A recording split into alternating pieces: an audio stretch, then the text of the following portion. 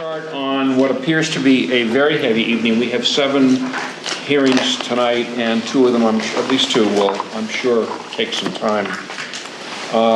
Before we get into our hearings, I need to ask if anybody here is making an audio recording. I'll announce that I'm making an audio recording, Kathy's making an audio recording, and LakeCAM is making a video recording for cable.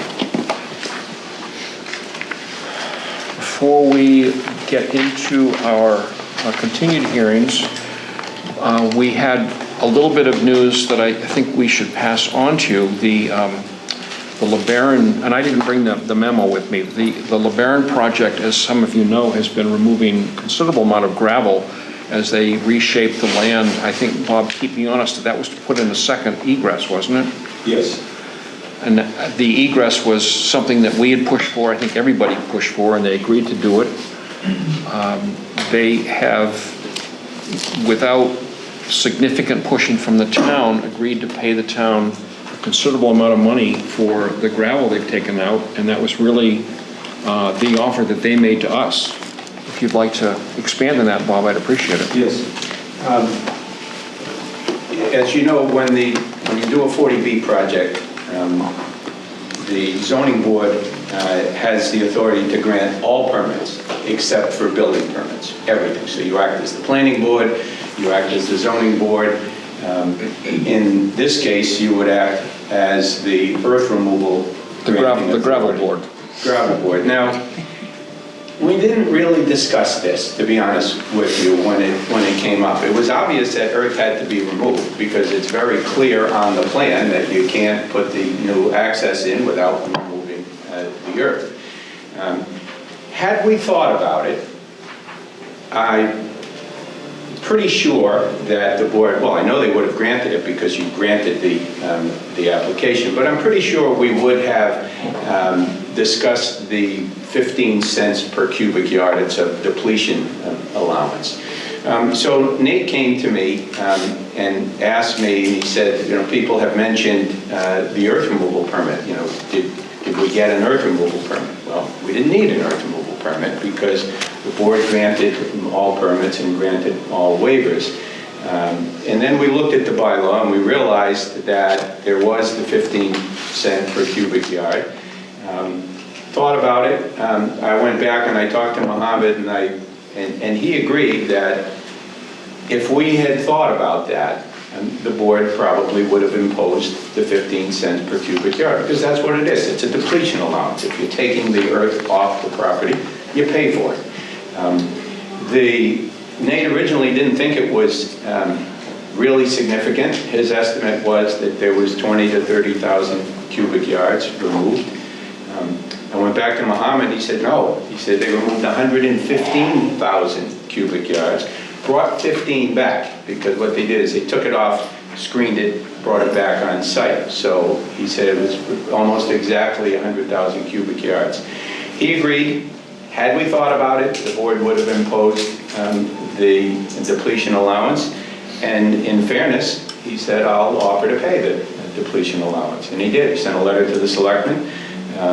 I don't know, did he send a check? I believe so. He did. I think he sent the check. Yeah. And offered to pay it. The selectmen haven't formally accepted it yet. I think it's on their agenda for next week, but I can't see how they would not accept it. That's pretty much what happened. He understands. He's been good to work with on the project. Nate says he's the best builder he's ever worked with. And in fairness, he said, I ought to pay it. We appreciate it.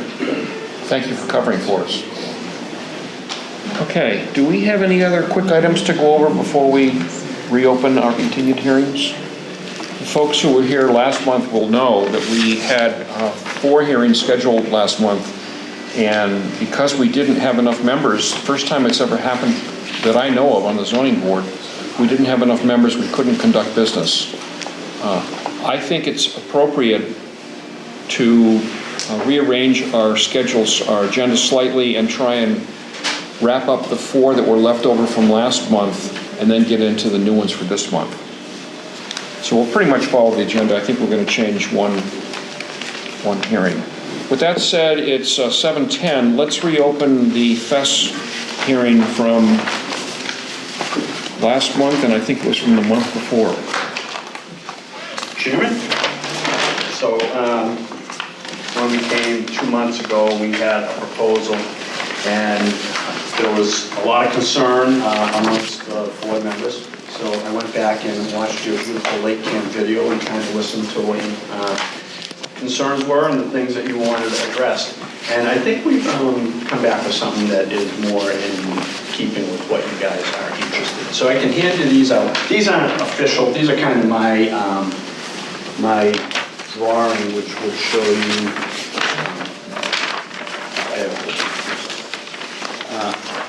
What we originally proposed was everything that you kind of see there. And the stuff that is in yellow are the things that we removed. So there was some decking, there was, the house was going to be bigger, and we scaled it back a little bit. Basically, so what you can see is in the dark blue is the outline of the existing home that's there. Yeah. So what we proposed that the new house will only be as long as the existing structure was. So the length is the same. And we go a little bit wider just to make it a little bit more better. It doesn't change any of the setbacks, and I'll let our engineer talk a little bit more about that later. But so we've gotten rid of a lot of the stuff that covered up land. The decks were there. You know, one of the things we looked at those decks and we're like, why do we even have them on there? We don't want, you know, outside stairways. If we have a loft inside of the garage, it's going to be inside stairs.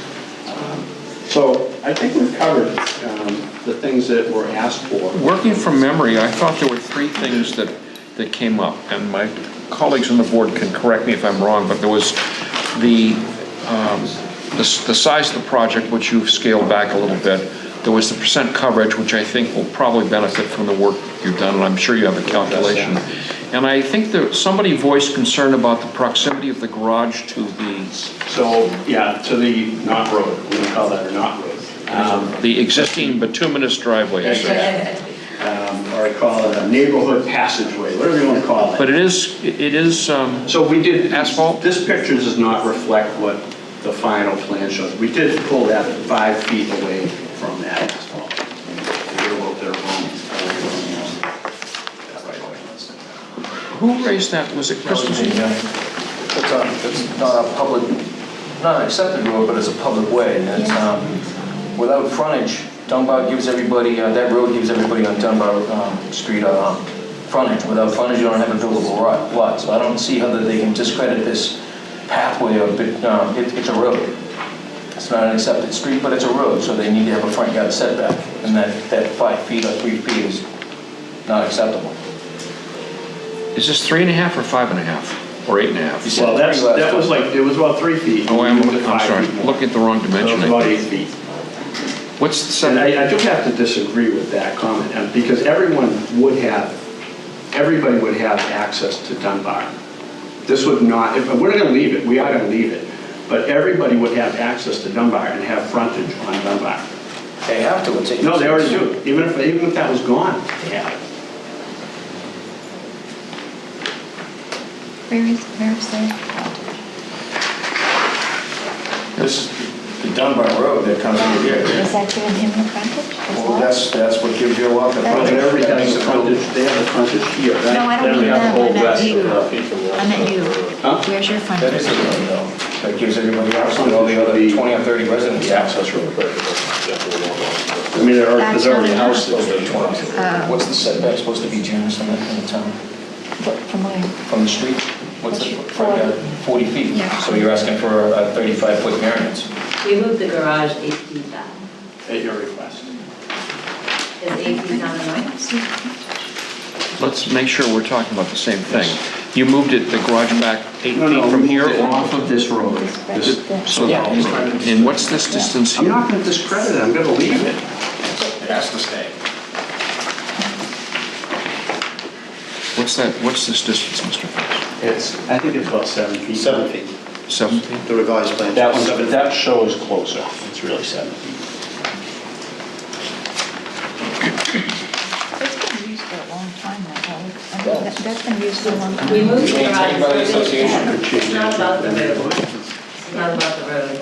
We're all about making sure that the people in the neighborhood are happy and they like the way the neighborhood is. And It's about just redoing the house. I don't have a problem with the house, I have a problem with the garage being on the road. That's the problem. do you Need want 7 some feet. pictures? Might be able to show you some. We moved it 8 feet though. How many feet? It's supposed to be 40 feet. Everybody has a front yard setback. You're asking for a 35-foot variance, I just don't see it. What's the frontage of the house to the street? It's whatever structure, oh, there's a front yard setback. So, So you're saying this is his frontage? That is his frontage. but so, like all along there already, are like there's the Telephone utility poles and pole. trees, they line every street in town. Right. Right, and they can cut down and move, you can't move a structure. So your concern was to us that you raised with, getting fire equipment, getting ambulances down there and moving, I think, moving the house, that garage back 5 feet. Gives plenty of room for those people to move. I disagree. Okay. Mr. Chairman, I want to talk about some of the numbers. The garage is 24 let feet. me go over the numbers that we have on this, just in the 2 revised plans with the changes. And let me just go over, because there are a number of changes here that we were going to go over with you last month. I just had 5 copies, or 6 copies of this, but first we began with an erroneous area on the lot area. We're using the assessor's records, which showed 11,760 square feet. Here's I'm not sure what the voting numbers are, the one but we just pass them around. This is a copy of the deed, and the second page is we put it into our survey program. As it turns out, the actual area is 13,137 square feet. So the area is understated on the town's records, which has a little impact here on our lot coverage. Janice? Pass it down to friends on the East Coast. So the other changes that have been made here, and I'll give you some additional copies. On the plan, this is the portion of the plan that's on this first page here, just going to have this blown up so you can see the new numbers. We'll have those up front. In addition to that, second page just shows the blow up of this area here, which is probably similar to what you see on the colored plan, not quite as interesting to look at, but the hard facts are in there. What's been done is, Mr. Fessett has described, there's a reduction in the house area. So the house area was taken from 1,876 square feet down to 1,465 square feet. Quite a reduction there. They took about 10 feet off the end of the house, reduced the length of it. And you can see on the other plan, that now kind of mimics the existing house footprint very closely. It is a little bit squarer, and it's squared off from the shape that's there right now. But you now have a proposed house that's 1,465 square feet. Another thing that was done here also at the chairman's suggestion, when we discussed the status of this road is essentially a prescriptive easement. And I think council was here at the last meeting. I think we were in agreement on that this is not a road, this is a prescriptive easement which has been used over a long period of time. And as a result, all of the parties who use it have a right to continue using it. It can't be blocked off. But it certainly is not a road because there's no layout for this on any record.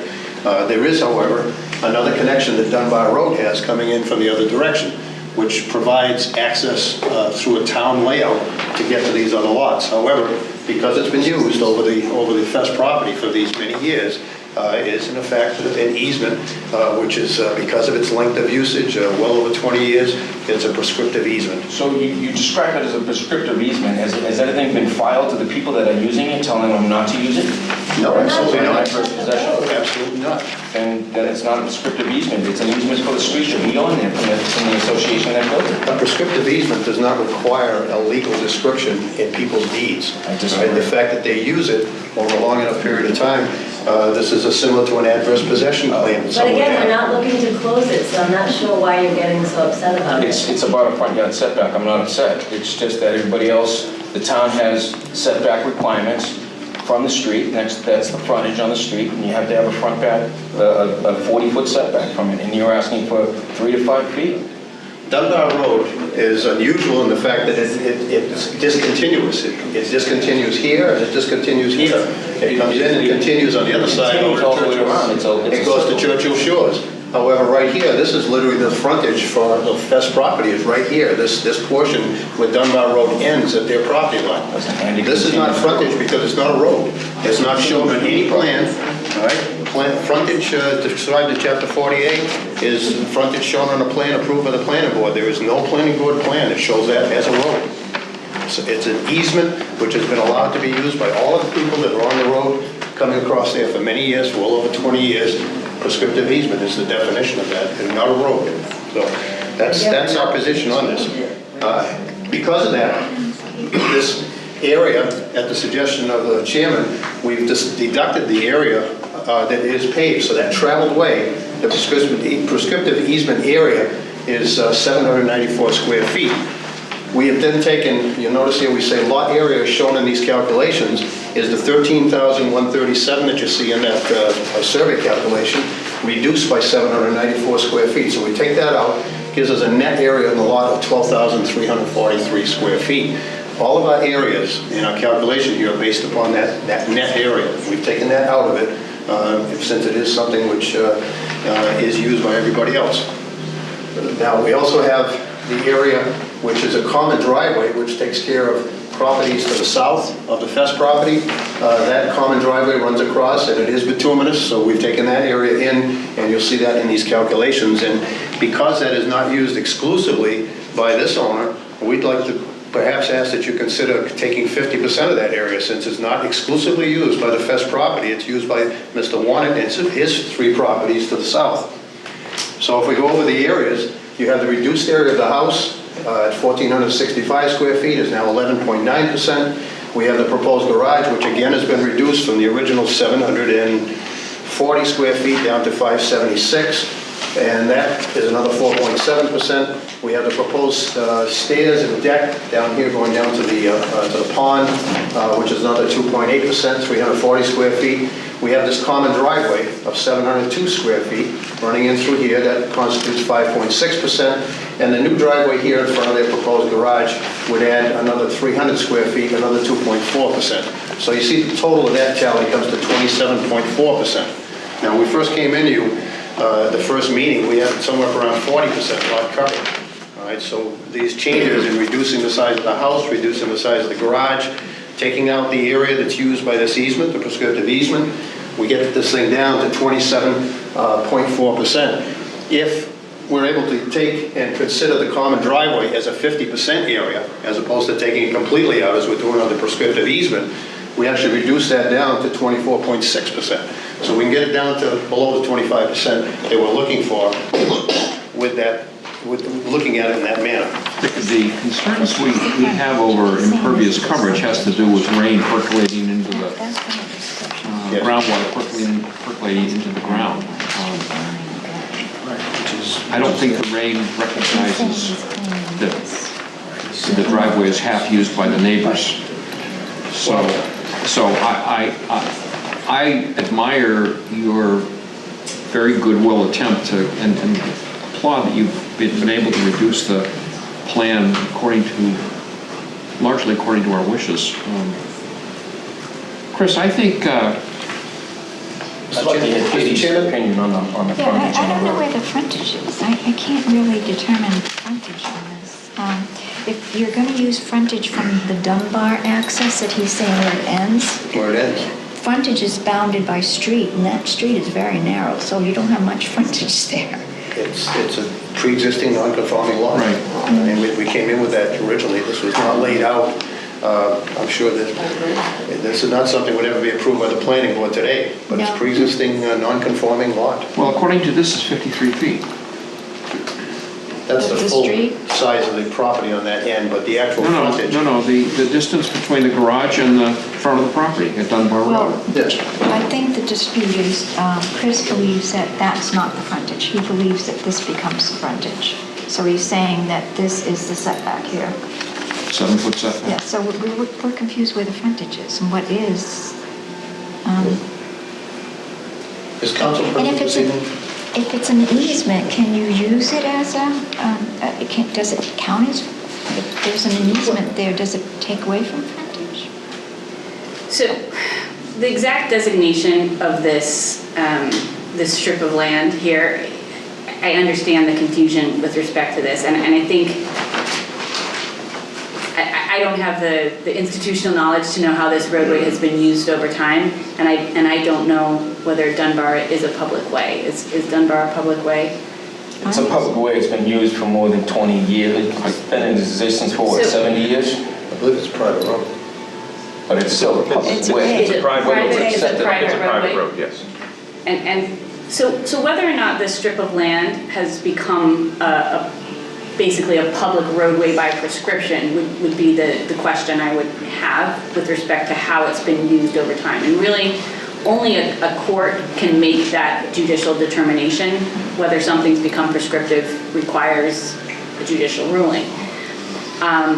Certainly, it is labeled as a driveway, and it may well be that this has just been used by people in the neighborhood as a cut-through, in which case it may be just a prescriptive easement and not rising to the level of a prescriptive public roadway, which is used by the general public for passage at a volume and with an expectation of passage. Which isn't going to be the case in any of these roads down by the lake. They're basically going to be used by neighborhood people. So- This isn't a cut through for people getting from one side of the lake. This may to So be- the other. more likely determination would be that this is simply an easement across the property, not rising to the level of It is a paved, public though. roadway. It's paved and it's where all the adjoining properties get their frontage off of that road. Well, they don't get it off of this little strip. No, but it's how they connect to it. It's one big loop. Dunbar loops around to Churchill. Is there access out of the other end Yes, of the there is. neighborhood? There is. Right here, this is Dunbar Road. By private Dunbar roadway. here and Dunbar here. Having just looked at this plan this evening, my sense is that their frontage is off of the actual Dunbar, and it's pre-existing non-conforming. So the fact that it's a very small amount of frontage is what you're stuck with. I mean, you can't require them to have frontage other than what the lot originally was. Pre-existing non-conforming, it's a Yeah. prescriptive easement, and And it's a prescriptive we shouldn't easement. use this little, even though it's paved, way as they describe it As as frontage. frontage, so we can move beyond that issue. I don't think the question is frontage, I think the question was front setback. Right, well, if it's No, not a because roadway, then you frontage don't need to up have a here. frontage I setback. think we're gonna use that as the front Right. setback right there. So That your little front end of- setback would be little end of measured the from the Not end of this. Dunbar. Not that. Not the Right there. easement that crosses across the property. That little tiny area there. 53-foot setback. Correct. Yeah. Now, I'm not saying that you can't have concern about the proximity of that to the easement. I'm simply saying that the 40-foot setback that you might otherwise apply to frontage wouldn't require a variance.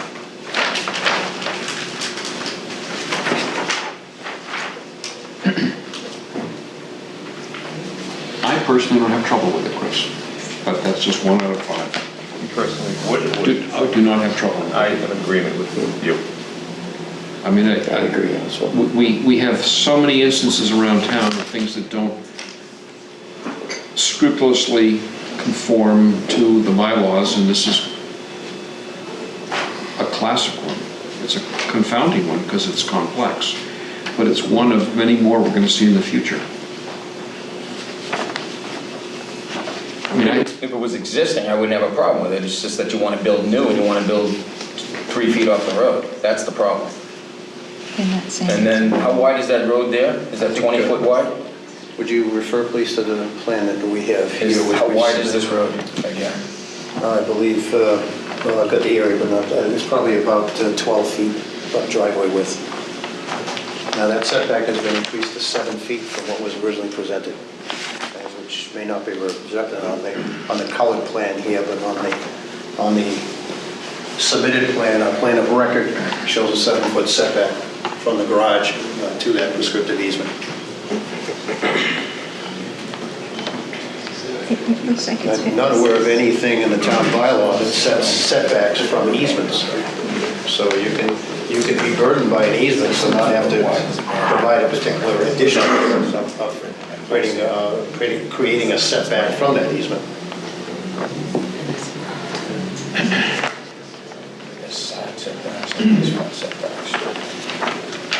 What do you think, Dave?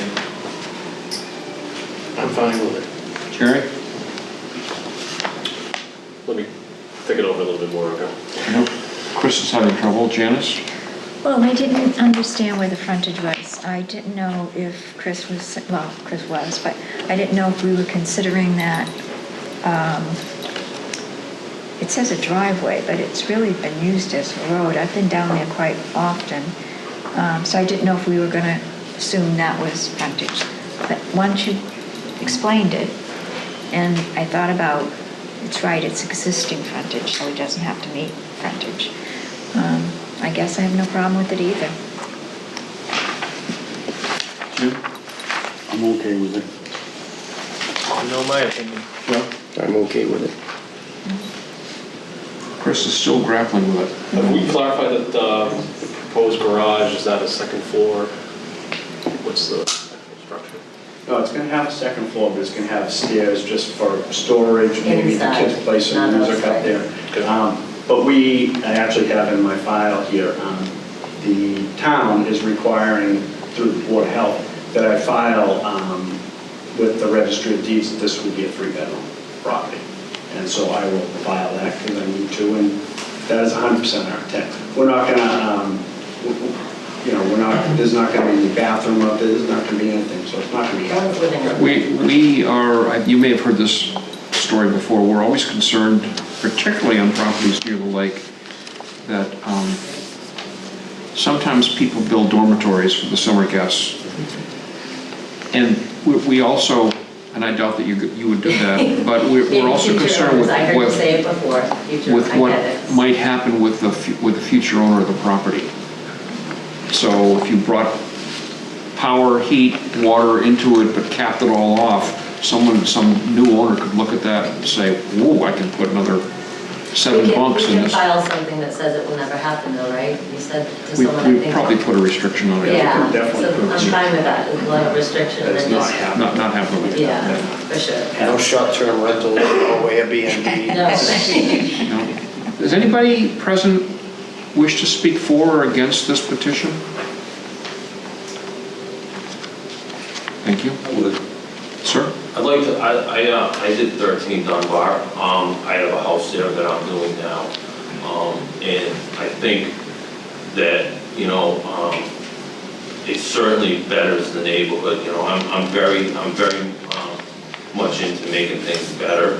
And I really believe that this is my sister and my brother-in-law, and they're good, honest people, and they're not gonna want to give you a runaround. They're gonna do what they say they do. I think for the most part, my neighbors that I've talked to are very happy with the betterments that are being made, You're at 13 Dunbar? I am. And for the record, your name, sir? I'm sorry? For the record, your name? Ronald Allen. Thank you. Yeah. Anyone else wish to speak? I have spoken previously. I have 8 Dunbar, 10 Dunbar, 6 Dunbar Road, and the Cranberry Bog, and this house has been vacant for over 10 years, been an eyesore to everybody. All they're doing is improving it. It's got to improve the neighborhood no matter what they do. So. Thank you. That's helpful.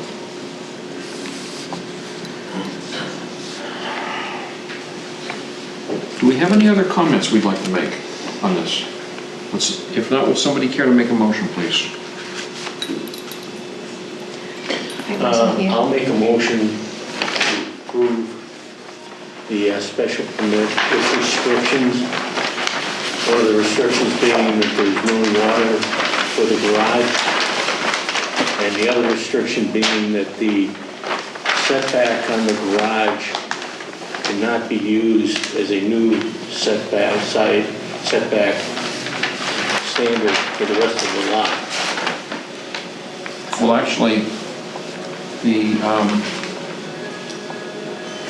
oh, that's good. The setback on the south side is 12 feet, Right, which is less than the setback on the house, right. the proposed house. I'm okay with that, but what about water to my garage for like washing things off in my car, whatever I want to do?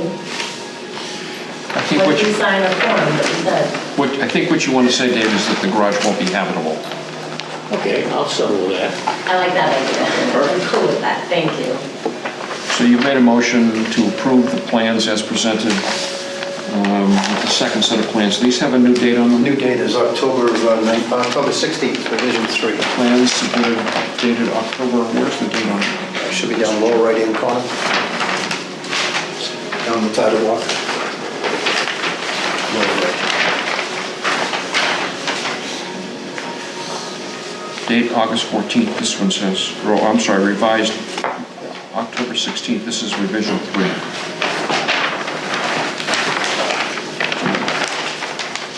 You've made a motion, do we have a second to the motion? Second. John is seconded. Is there any further discussion on this? Who's going to vote on this? Who's going to vote? All of our regular members are here. Okay. This is the first time in a long time that we've had all of our members present. John seconded. Any further discussions? Hearing none. All in favor, please. Aye. Aye. Chris, did you vote? No. You're voting no. So it's 4 in favor, 1 opposed. So it carries. Thank you all. Thank you very much. Thank you. Thank you very much. You know the routine. We have, we take 14 days to prepare our paperwork, and when that's submitted to town clerk, there's a 20-day appeal period. You know all about that, I'm sure. And you'll receive this in the mail. You'll receive this in the mail. Great. Thank you. Thank you. Good night. John, excuse me. Pointed out, Christmas should be irregular. Regular because it may be a 5. It's okay. I couldn't figure out where they were getting it. I didn't understand where the frontage was. Yeah, this into the record, it should be 5 in favor. That's right, Janice, you voted, right? I did, In favor? in favor. Oh, okay. So you didn't vote. You're an associate, right? Yeah. We have 5 regular members tonight. Okay. That makes it even better. Okay. It is 7:40. Let's move ahead to the Thomas hearing. Mr. Mather. Mr. Chairman and board members, for your record, my name is Robert Mather. I'm an attorney and I represent Kimberly Thomas. This hearing was originally opened in your October meeting on the 17th. I was not involved in it at that time, so I would like to make a brief but a full presentation on it. Look, just because we didn't really conduct any business, Bob, let me reread the public notice on this, if I might. Lakeville Zoning Board of Appeals, acting in accordance with Mass General Law, Chapter 48 as amended, will conduct a public hearing on Thursday, October 17th at 7 p.m. in the Lakeville Public Library for Payson Street upon the petition of Kimberly A. Thomas.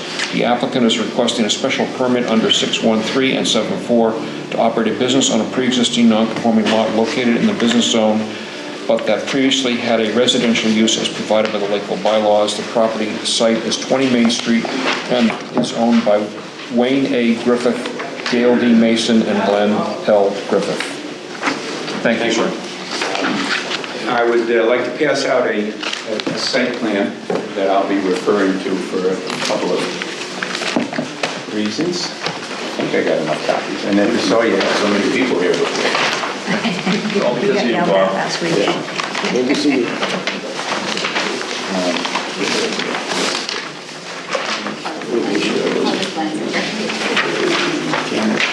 Oh, I got just enough. Thank you.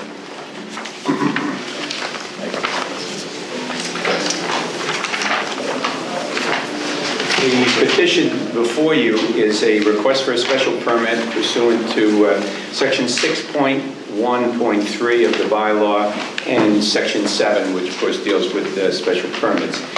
The 6.1.3 deals with changes to a pre-existing non-conforming use or structure. The property in question is a single-family dwelling. It's located at 20 Main Street, and it's in the business zone. The dwelling was constructed well before zoning was adopted in the town of Lakeville.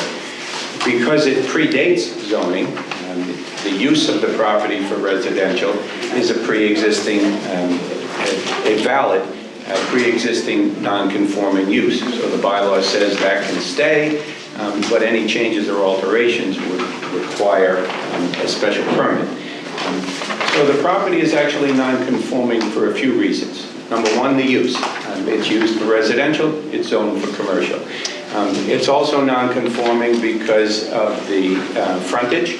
It has 125 feet of frontage. The required frontage, of course, is 175. It's non-conforming because of the area. It has 52,272 square feet, and of course the required area is 70,000. And it's got a couple of sideline setback nonconformities. The house on the left side, the sideline setback, of course, is 40 feet. The house on the left side is 34.4 feet from the sideline, and the garage on the right side is 24.4 feet. So the proposal before you tonight is to change the use from residential to commercial. It's going to be used for offices. Kim has a real estate office. The site plan I wanted to show you because of the size of the lot, it's important for us to show that there's adequate parking there. For office use, the minimum requirement is 300 square feet, one parking space per 300 square feet, or one per employee, whichever is more. The building has 1,612 square feet, and that would require 6 spaces. As far as employees, there's really only 3. There's 2 agents, and there is an admin person. The proposal shows 7 spaces. It shows the 6 required space and also a handicap accessible space. The board should also note that there's room for a whole lot more parking if they wanted it in the back. There's plenty of room back there to probably put 10 or 15 more spaces. Not necessary for this particular proposed use. With the additional impervious area that would be added, it's still well below the 50% requirement. It only has 12% with the additional parking area. There was some question last time about the septic system. The house has a non-compliant septic system. It does not meet the requirements of Title V.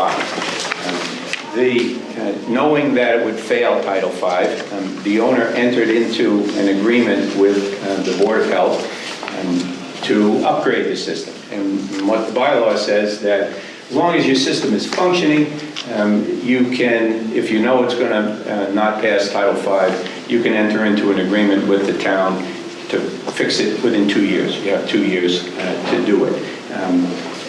There was a letter last time from the Board of Health, and it said a couple of things. If I skip to the last sentence, it says that currently the property has an approved septic system design on file that meets the required gallons per day for the proposed use for office space. So Kim, of course, is going to put in a brand new system. It'll be operational before she opens for business. But there was a sentence in the letter that was maybe a little confusing because it said our office, it says per the Board of Health regulations, this property requires further action for the change in use status. What that means is simply that they have to file a change in use application. So what I'm going to give to the board is the agreement that was executed that said that they would fix it within 2 years. Another copy of the letter from the Board of Health, Kevin Bernardo, that I just referred to. The change of use application was filed. I have a copy of that. And although they don't issue something, there is an email that comes from the Board of Health, a copy of which is here also. It's from Lori Kennedy and says that your change in use application has been reviewed and approved by the Board of Health. So it will have a fully compliant system prior to occupancy. These are from the folders. Does anybody want to look at them first? Okay, make sure I get them back to you. So what do I need to prove to you?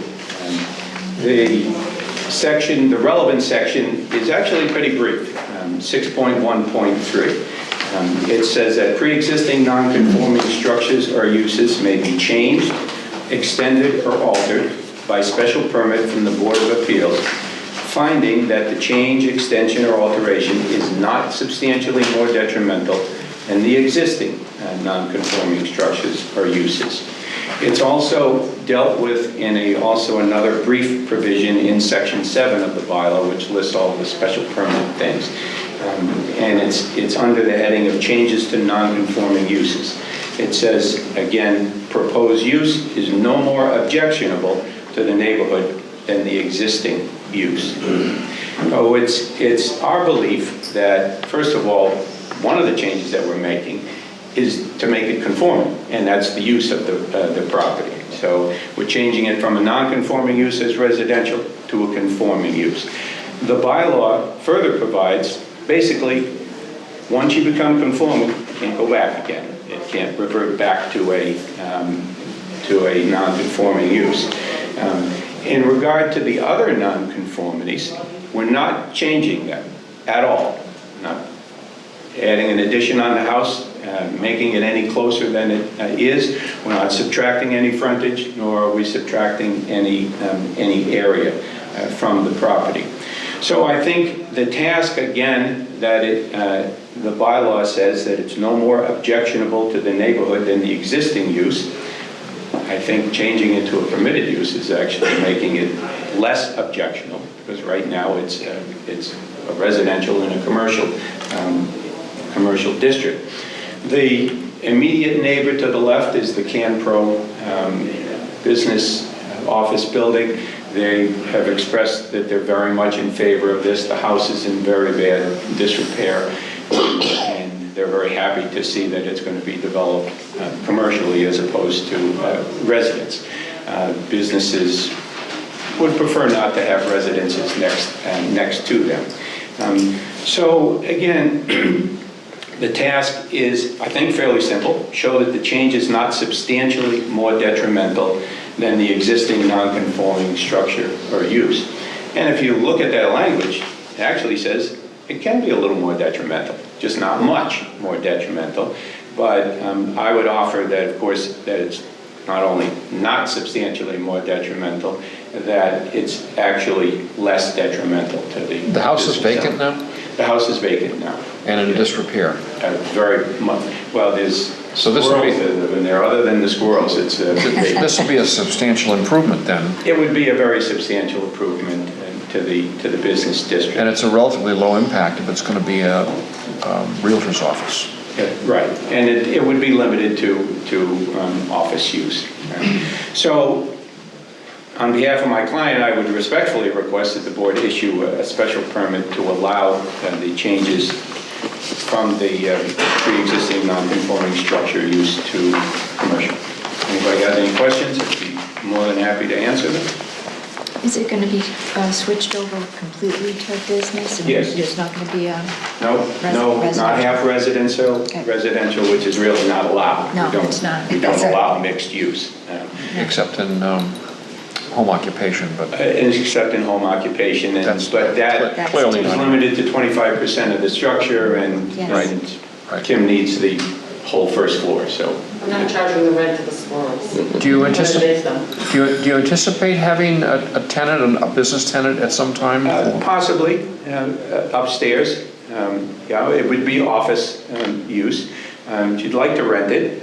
For now, it can be just some additional office space or storage. Storage space. The problem, of course, is because they're changing the use of the building, then you have to comply with the Americans with Disabilities Act.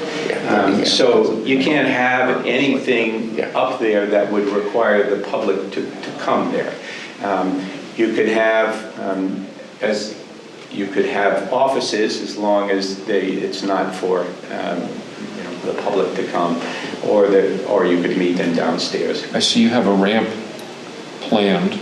Yes. An ADA compliant restroom isn't cheap. I know, I have the pricing. It's outrageous. Anybody here have any comments? Questions? Anybody present wish to speak for or against or ask questions about this proposal? Okay. Would somebody care to make a motion? Motion to grant the special permit as applied for. A motion with any restrictions? Don't think we need any, but Okay. someone wants to suggest one. No? Okay. Just checking. Motion has been made and seconded. Made by John and seconded by Dave. Any further discussion? Hearing none. All in favor, please. Aye. Aye. Any opposed? None opposed. Sounds like you made it. Thank you very much. Thank you very much. Made it easy. You know the routine. 14 days, 20 days, 34 days. We know the routine. You know the routine about all the paperwork. 14 days to finish the paperwork. Once it's filed, 20-day appeal period. Don't put a shovel in the ground until all that expires. You'll get all the stuff in the mail. Thank you. Thank you.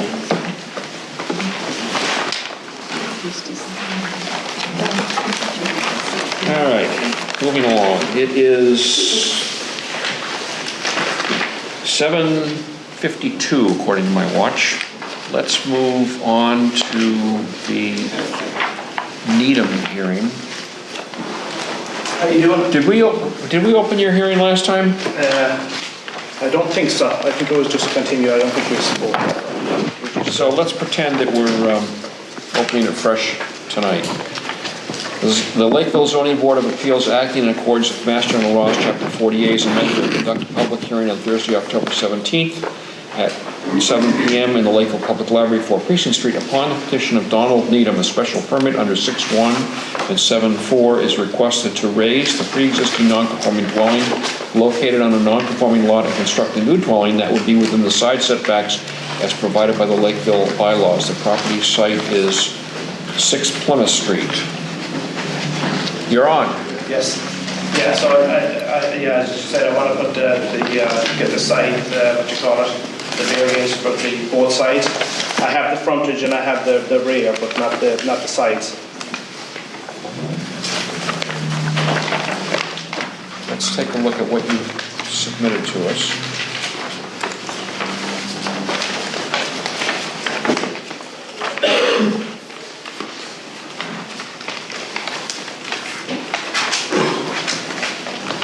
Is this diagram, oh, never mind, I got it. So the current house that's there, is it occupied? No, it's completely it's a complete shambles. Everything is gone. It's completely rotten. So the current structure that's, excuse me, that's there has a front setback of 13.5 feet. Yeah. And you propose, your new proposed structure would be 48, so it would meet the front setback.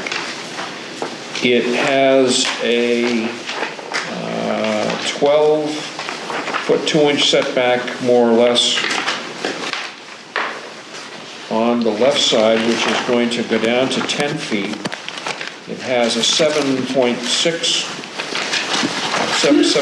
inch setback on the right side, which is going to go up to 10 feet. So it's going to get a little less on one side and a little more on the other. Yes.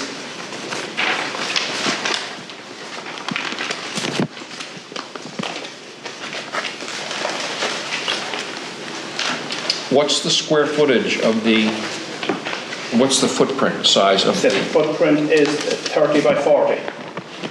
And the existing house at the widest point, the width is actually 28 and a half or so as is now. And the length of it is 30, I think.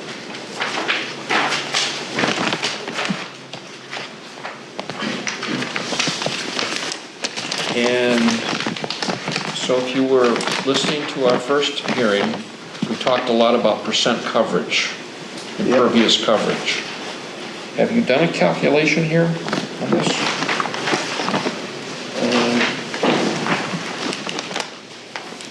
I'm not too sure if it is in there. I don't see it myself. No. I don't see it. So we have for coverage. Is it here? Is it here? No.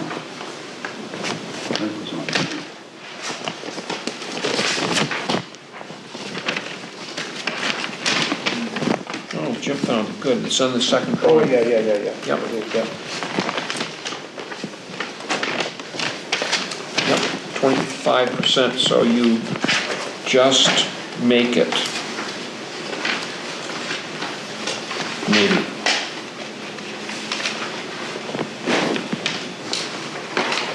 Are you proposing that your driveway go all the way from the front property line to the rear? I don't think it goes all the way to the rear. Or the rear of the house? Yeah, I don't think it... So this looks like the proposed driveway here. Oh, no, it doesn't go all the way back. No, it only goes to here. See where the steps is? Don, if you go to the next one. Yeah, the color picture. Yeah, it doesn't go all the way back, no. Look, right there, just flip that right there. There you go. Oh, right here. Okay. Good, thank you.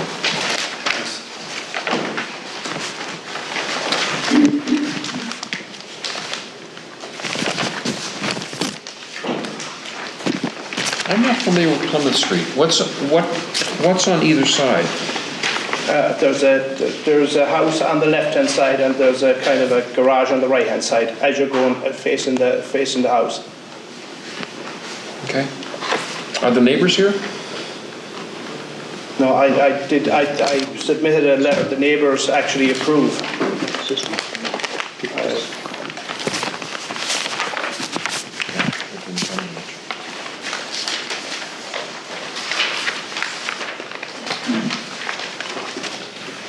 Tell me again the condition of the existing house that you're going to tear down. The condition of It doesn't need to be, it's already fallen down? Exactly. You hold them off on the floors and it's completely gone. Okay. The plans, your proposed plans are attractive. Thank you.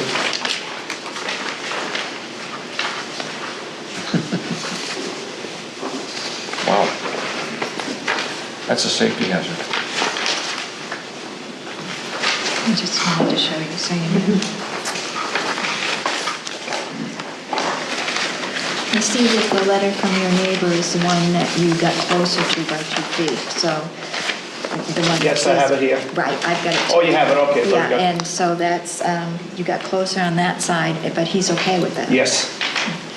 We do have an October 16th note from the Board of Health.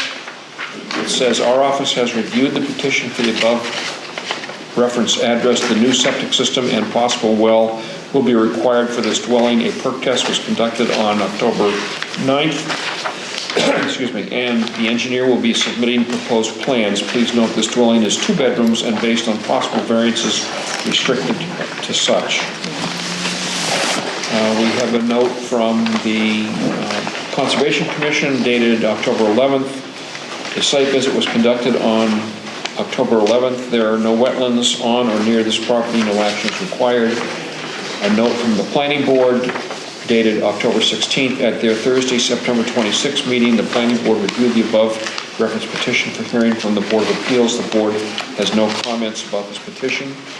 And we have a note from, I believe it's from your neighbor, although I certainly can't read the name on it, dated October 17th, to whom it may concern, I support the proposed project located at 6 Plymouth Street, Lakeville, submitted by Donald Needham for new construction.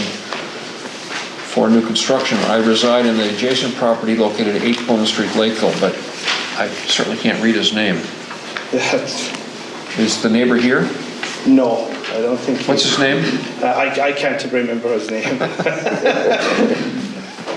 Okay. New neighbor. Yeah.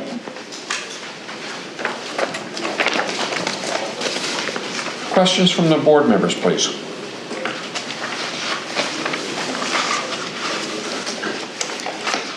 Comments, concerns, issues, observations? And while my board is deliberating, I'll ask if anybody present wishes to speak for or against, or have questions about this petition. Seeing none. Board? Well, the one thing that I'm gonna mention is the home office in the first floor with the doors that close during walk. I would just as soon see that wall a little bit more open.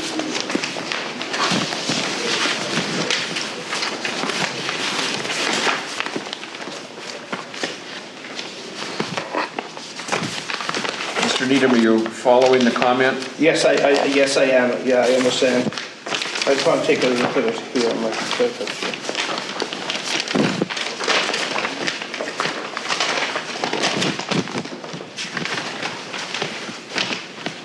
Oh, you want, okay, so you just want basically this here a bit more open?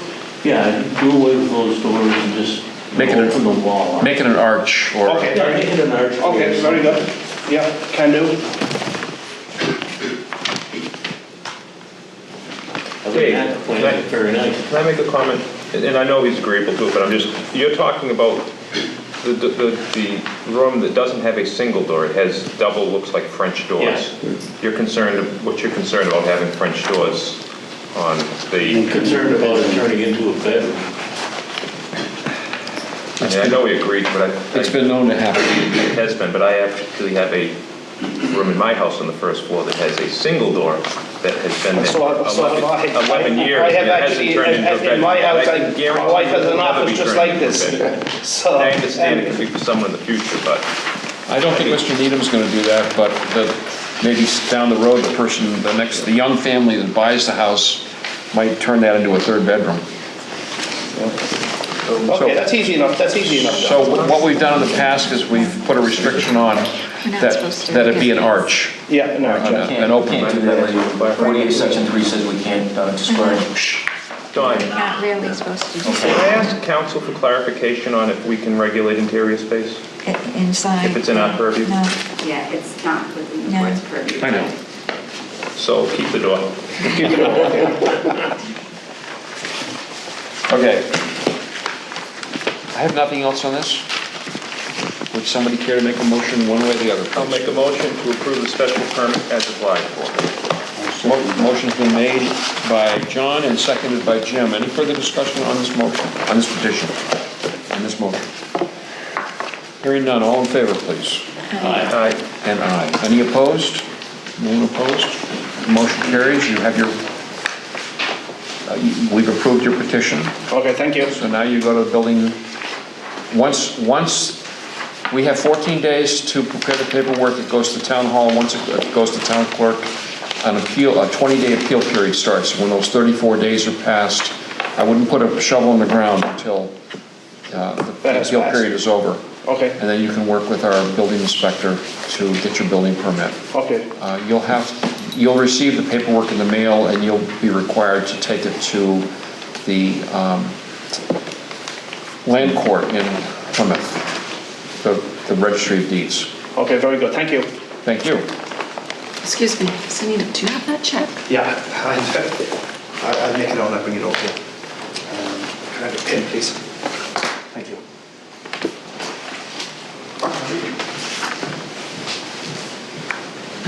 We opened this one. Someone came in for this Nelson Grove, and I gave them the wrong information, so if you can just ask if they're here. So I said it was going to be really different plans. I got confused with that one. Yes. I want to do this one next. Oh, okay. Get him done. Yep. Excuse me, how much is it for? It's 120.76. This is 120.76. Let's reopen the Yeah, but Monroe over here hearing. it doesn't. It says 176. Since you were kind enough to put up with us last month, we'll try and get you out of here an hour early. And then we'll get into the fresh hearings for tonight. It is 8:05. We will reopen the Monroe hearing. And let's see if we can refresh our memory on where we left all this 2 months ago. I know you gave us an unofficial preview last month, but the concern was around parking, I think. Yes. I believe that was the only concern I think that was left in this. Yeah, so when I left the September 19th meeting, there were essentially two concerns. The number of parking spaces and the shape of the parking lot that's out in front of the dispensary.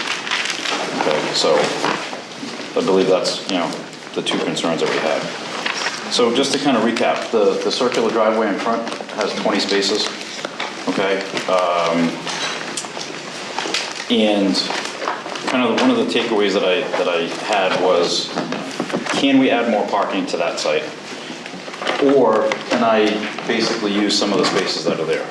In the October meeting, we kind of discussed maybe leasing some of the spaces in the short term, right? Because usually in the first 30 days, when you open the dispensary is where the biggest flow of traffic is.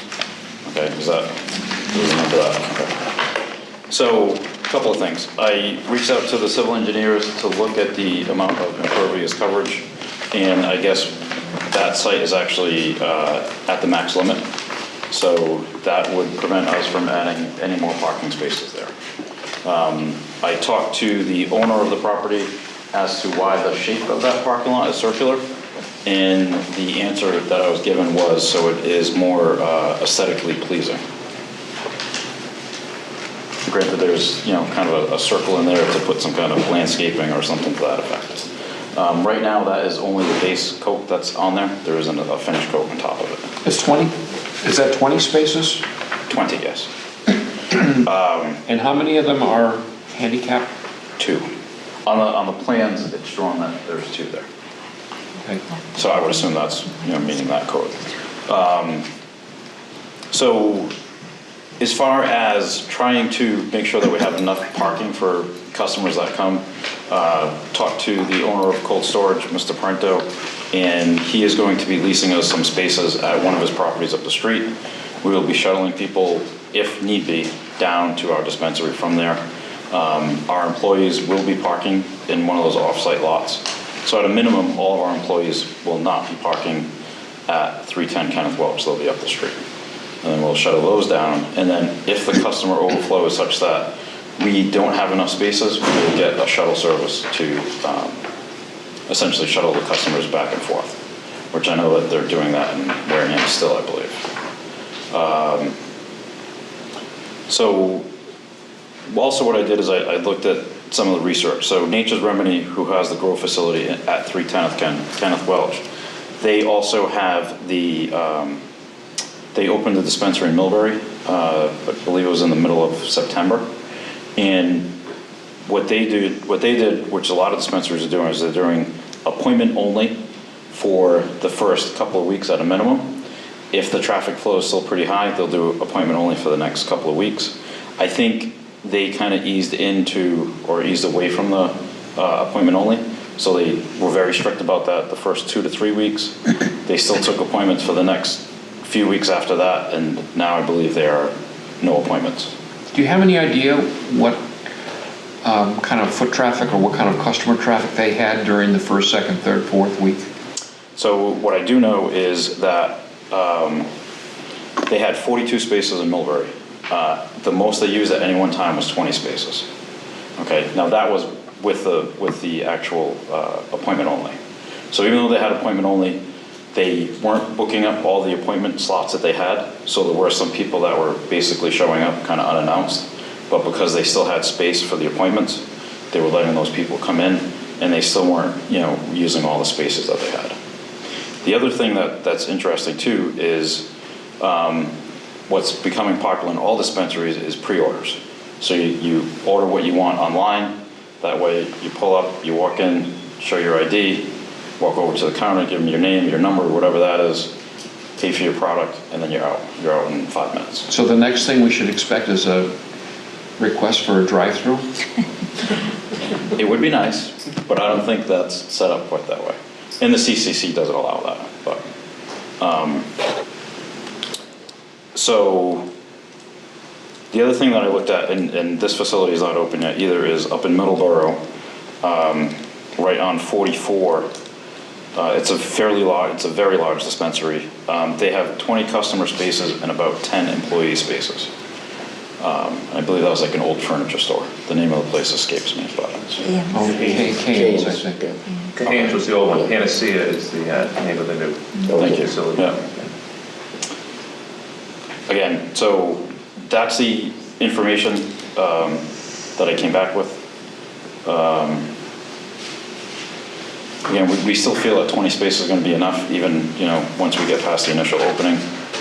We feel that that's adequate. So out of curiosity, the Panacea property, how many spaces do they have? What's the square footage? So when you look, I counted about 30 spots. There were about 10 that were in the back, right, and 20 that were in the front to the side. Right. And they probably designated, there was 10 in the back for employees. Yeah, there weren't any signs that were designating that way, but I would assume that those were the employee spots.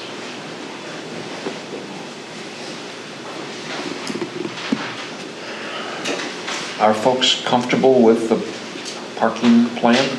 That's really the question. I went down and looked at the lot, and it appeared to me that with this circular lot, if you've got a bunch of trucks, pickup trucks or large vans, and they went to back out, say 3 or 4 of them at the same time, it's going to be extremely congested, and they're not going to be able to do it properly. So we will have, at all times, we'll have 2 security guards. One will be essentially in the security office, and there'll be another rover. I actually have Mitch Suzanne from ECM Security that will be managing the security guards or providing the security guards. So we will have, if the security guard is not out there, we will have at least one of our employees managing the traffic. So somebody will be directing traffic? Absolutely. Yeah. Because again, we want people in and out as quick as we can. And when you say you're going to shuttle these people, what's to prevent the people from parking their cars somewhere and walking down to your facility? So anything that's in, that we can see, we'll make sure that they turn around and go back to their car and move it. Okay? Is the street going to be posted, no parking in front of there? I'm not sure if there are signs there. We can absolutely put them there.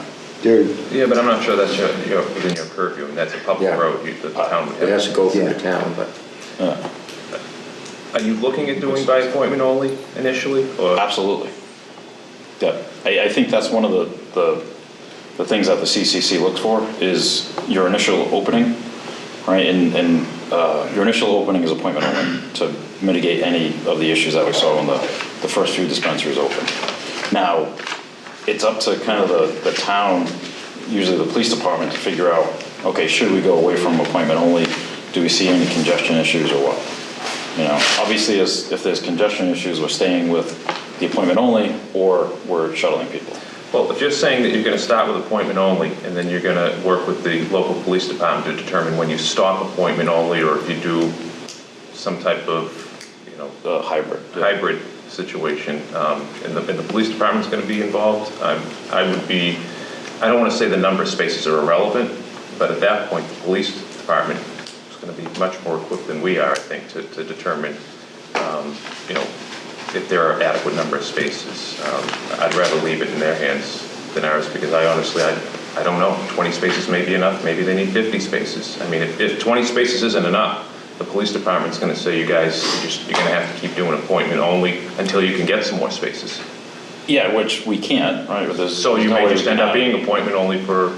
Either appointment only, or we go to the shuttle service. Yeah, you do it off-site someplace, and they can get in a shuttle for half a mile. But John, I think we're somewhat informed by the experiences of other similar businesses that have done this. I mean, there's the Middleborough business, the one in Millbury. They have not been overwhelmed by traffic. Well, the middle one isn't even open yet.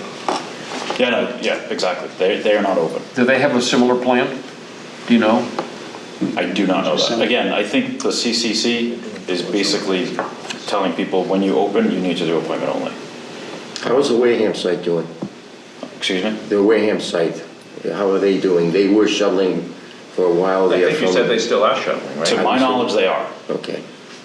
but I don't want to. It has died down in Wareham considerably. They're not shuttling people anymore. They're parking across the street by the train station and walking across. See, I think the whole idea of planning for the appointments and the shuttling is because the novelty of this new product is obviously going to attract a huge influx of customers right away, and the novelty will wear off as it has in Wareham. But as more facilities are established, the novelty is wearing off in general for them. So you may not see the same large influx that you would have, let's say, a year ago. But, yeah. I honestly don't know where we should go from here. It sounds like they have a reasonable plan, but I'm just one of 5 members and a few associates. Well, I guess maybe to my point of, is it mandated you have to do by appointment only? I don't believe it is. I haven't gotten to that point with the CCC, but I know that every dispensary that's open, they are absolutely doing that. Can we build that into our decision and somehow craft wording that says when the local police department and, the petitioner, feel that it's adequate, that they don't need to do it anymore based on the number of parking spaces they have, they don't have to do it anymore. Obviously, if it's a congestion issue, build something in there that says, if the police say it's a congestion issue, then they can mandate they go back to by appointment only. Can we build something like that into the, Personally, I'd be happy with something along those lines. Yeah, and I believe that is in the application for the special permit. It does break that up. It says opening day plan, but it's really the first month. But I think even long term, things can happen. You can come up with some new type of whatever you're selling, and all of a sudden you guys become novelty again, and it would be a good thing for you, but we just want to make sure we control the congestion from a traffic. And again, part of the opening day, the opening week, whatever that is, we fully plan on having a police detail there to help, all right? And then again, if the traffic's not bad, we'll talk to the the police department about relaxing that if they feel comfortable. Where do we go from here? In terms of voting or other issues. What issues have we missed? I think the biggest issues with the retail locations have been crowd control, traffic management, which are comfortable with those issues and you can discuss how you want to condition that and how you want to phrase that. But that's the biggest retail concern, pedestrian and traffic safety, whether you have enough parking and how that's going to be managed on site. John, you're the one who has the words for that. Thanks.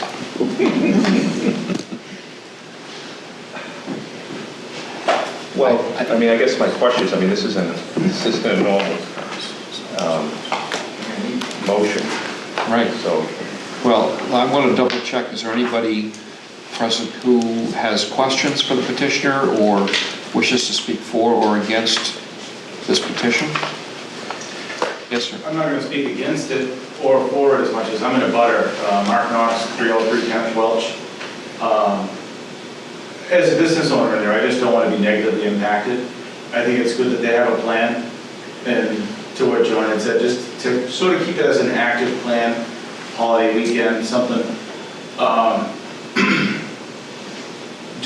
close enough that I don't want people running over parking in my parking lot, and I can't get a tractor trailer around, and it doesn't let my business function. So I just would like to see that there are measures in place. I don't want to have to be on the phone every 5 minutes to get somebody up there to take care of it. I do want them to control it and just not be a negative impact to me. That's all. Thank you. To comment on that, like I said, we have at least 2 security guards on, there while we're open, even half hour before, half hour after. We will have enough staff to manage the parking lot. And obviously, because you're right across the street, is that where? Not that building, diagonal to the left, the smaller brick building. Okay. So if we see anything like that, we're gonna make sure that, we send the people, turn around and get out of there. Well, you're some no parking signs on the street, no parking, no standing, toted, vehicles towed at owner's expense. Can you put some of those up there? I think that's not under my purview, right? I think that would be the. It's a highway department. Public road. Yeah. We could make it part of the condition of this permit, I think we And can. it's like- Can we make a provision to that, to request that the Kenneth Welch Drive have a no parking on the street?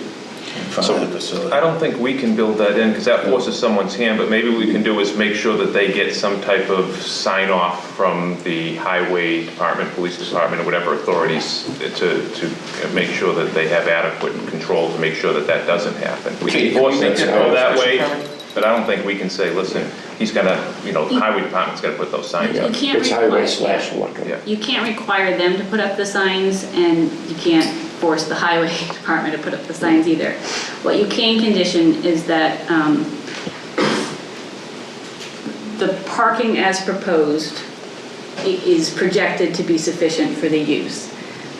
In the event that they have customers that exceed the amount of parking available on site, such that they have, queuing or people parking on the roadways, then this requirement that they either are providing a shuttle service or that they are doing an appointment-only system must be implemented. And then that can apply to their opening, that can apply to times of heavy volume. Yeah. Any time in which the amount of parking on site is exceeded on a consistent, predictable, regular basis, then that condition must be applied. How you want to enforce that, and that could be in consultation with the police department, it could be, the building inspector, whoever you want to designate to sort of be keeping an eye on that situation and making sure that that's enforced. There's your motion. I was just gonna say, that's my motion, and I want the police department, I want the police department to be the one that monitors it. That would be specially applied during their heavy traffic hours, but I read it was probably going to be like weekends that they were going to do most of the business. Yeah, I think the number is 60% of the business is done Friday, Saturday, Sunday, Yeah. roughly. You're going to have 2 security guards? Yes. Is that just during the opening several months, or is that forever and ever? That's ongoing. Right, because, so we need somebody to watch the cameras, right? And we need somebody to be a rover, right? And so at a minimum, we have 2 people, right? And is 2 going to be sufficient? I'll let you know. If it's not, we'll bring another one in. 24/7? No. Is it an hour, half hour? So About an hour before to about an hour after operations. Yes, I think you did say that before, thank you. Usually the inventory manager comes in to get things set, get going for the day, and then the regular workers come in, the bartenders, to get things set up. And then afterwards, they're shutting down, putting things away, locking everything up, locking the cash up. And if we see those peak hours, like Saturday from whatever, 11 to 2, right? If we need a third security guard, then we'll have Mitch provide one, and if it's not, I'm sorry, go ahead. I just want to bring up a question, a concern. I have several locations that are cultivation and dispensary co-located industrial parks, and we work very hard to make sure that people aren't parking in other people's parking areas. I have what's called a rover security guard that's going outside, walking around, watching, making sure people are not parking on the street, that they're parking in the parking lot areas for our dispensaries. So we work very hard to watch that and make sure. And I'm sure Mr. Knox would love to hear you say that you're going to do the same thing down here for Do us. the same thing down there. Have we got a security plan for the bathrooms? You are going to be required to have a bathroom. Do you have Not for public use. Not for public use? Correct. You're going to be violating ADA and then 521 CMR and 248 CMR. The architect said we don't need it. The CCC said we don't need it. I think you should have a program because it's going to get kicked back. You're going to need several variances to get past that. So just so you know, I think you should have a program or a plan for the security for a public bathroom. We talked about this, Chris, we talked about this last time. Doesn't apply.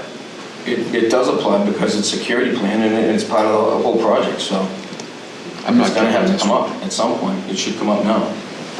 We get counsel there. Don't believe they're required to have a public bathroom, and if they don't have a public bathroom, then you don't need security in the bathroom. All dispensaries I do, we do not have a public bathroom, and I prefer it that way. The one in Middleborough has one, doesn't it? The open one, the one that's open, I'm not sure about that. That might be a personal. Look into it because I think it's gonna come up further. If you, I could be wrong on this, but I think if you're medical, if it's a medical dispensary, that might be a requirement. Came up earlier in the night, 20 Main Street, they're gonna put an ADA bathroom in. It's required. So I'm just telling you to look ahead and look forward to it. If that's the case, then we have some space issues, but if that is the case, we'll, you know. I'm not going to get in this discussion. Okay. We'll have to address that security-wise as it comes down. Katie, I'd like to move ahead with this unless we... You had a few other issues that I had in my notes for conditions from the prior hearing that I don't know if you wanted to formulate conditions on. So, What were the issues? The parking lot navigation with respect to so I think you've addressed that they're going to have a security individual assigned to monitor parking with respect to the navigation because of your concern with the shape. The circular, the odd shape. Okay. I had in my notes that landscaping plans were something that had been discussed before tree and shrubbery. It's like site plan did that, from planning did that, didn't they? They took care of that? Okay. Sure. Lighting plan, dark sky compliant conditions. There was a comment, and it was the first time I heard the term about light pollution, and we are not going to have anything projecting up. I believe the signs will be backlit, right, and probably most likely LEDs. Light pollution is something that is gaining, I hate to use the term, but it's gaining more visibility. We actually in Lakeville have a fairly significant amateur astronomer with his own apparatus behind his house with a roof that moves back, and he frequently comes in and talks about light pollution being a problem, and I know it is becoming a problem. I think the new lighting standard, the new lights have standards that shine the light down and they measure to see how much goes up in the sky. And I only mention it because if you happen to put the wrong fixtures in, then you may have to replace them.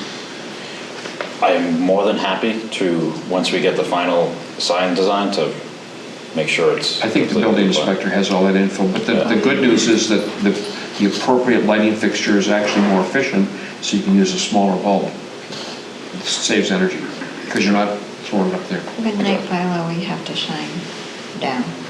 Yeah, and again, I think we're going to be more backlit than anything, because it's going to be a black sign, so we want to backlight it. I mean, do you have lights around the building, whatever? No lighting around the building? We haven't gotten to that point yet. No, we have all 5 members. Yeah, exactly. Okay.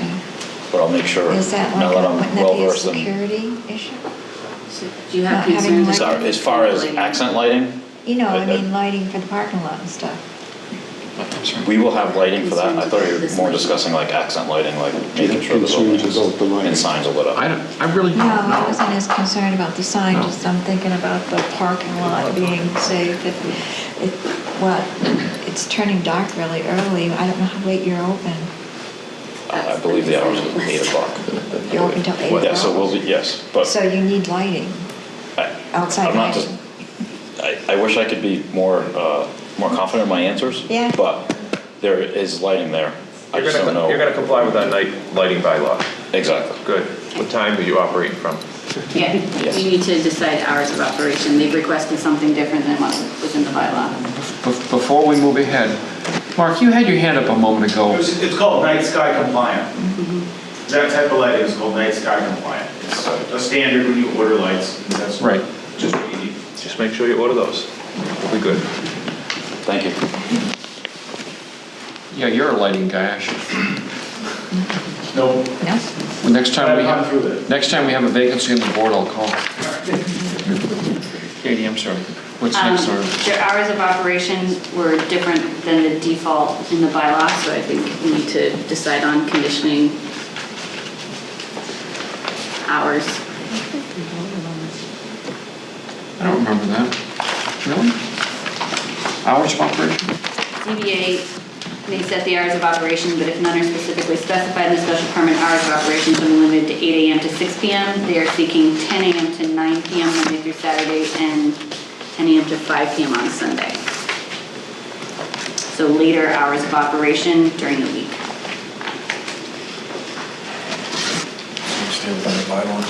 I have no opinion on that whatsoever. I don't know about my friends on the board, but You actually approved that? Yeah, in the last meeting. Okay. I got it right here.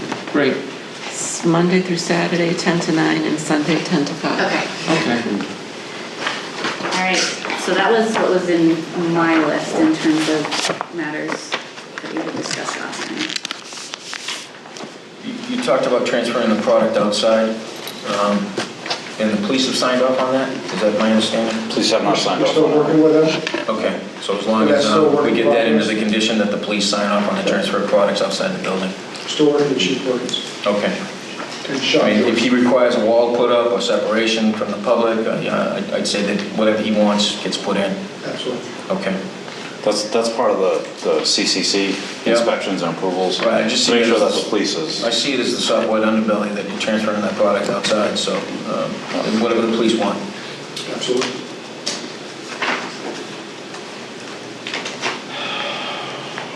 I think we're done. So, do we need to do anything out of the ordinary on a vote for a special permit for this unique situation? Just approval with the conditions that you've identified. Motion to grant the special permit with the conditions as we just discussed. Second. John's made a motion to grant with conditions. Second. Jim has, no, he beat you. Jim seconded. Is there any further discussion? Hearing none. All in favor of granting this special permit, please? Aye. Aye. Janice? Yes, aye. David? All, it's unanimous. Thank you. We're falling asleep.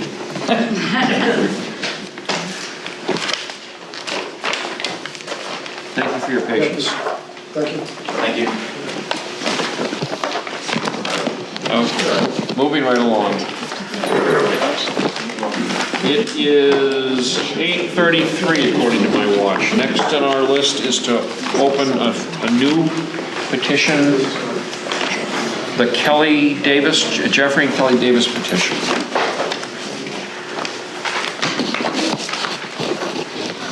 You're representing? That's correct.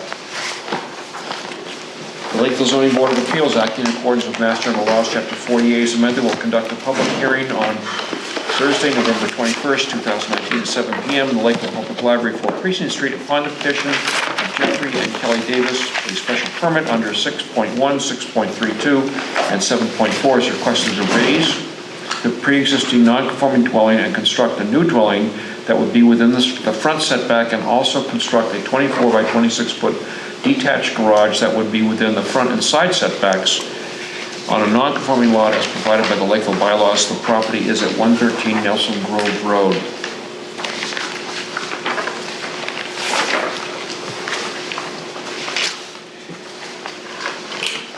And you are on, my friend. Good evening, Jamie Bissonette, Zenith Consulting Engineers for the record. Before you, we have a special permit application for exactly what you just said, to raise an existing dwelling, reconstruct a new one, and also construct an accessory structure. Under the zoning bylaw, the accessory structure is now allowed under a special permit, making this a nicer petition for us. Previously, there had been a zoning board petition relief granted for the garage. It was never constructed. So we have that back in front of you as part of this petition. As you'll note on the plan, the impervious coverage actually has been reduced. We are now underneath the 25%. We have been in front of Board of Health, received approval, been in front of Conservation, and also received approval. All setbacks are either the same or improved or just meeting the zoning setback standards. I'd be happy to try to answer any questions that you have.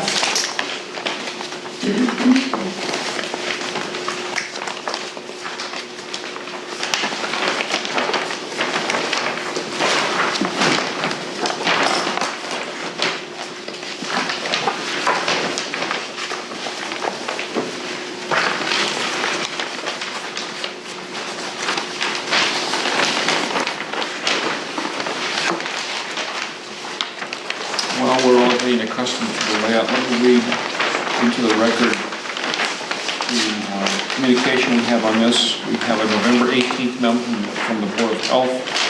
The Board of Health has reviewed the petition for 113 Nelson's Grove Road to tear down the existing residential structure and construct a new one. According to our records, the property has an approved septic plan for the tank components. Please note, according to the Lakeville Board of Health regulations, a raise and rebuild requires a Title V inspection.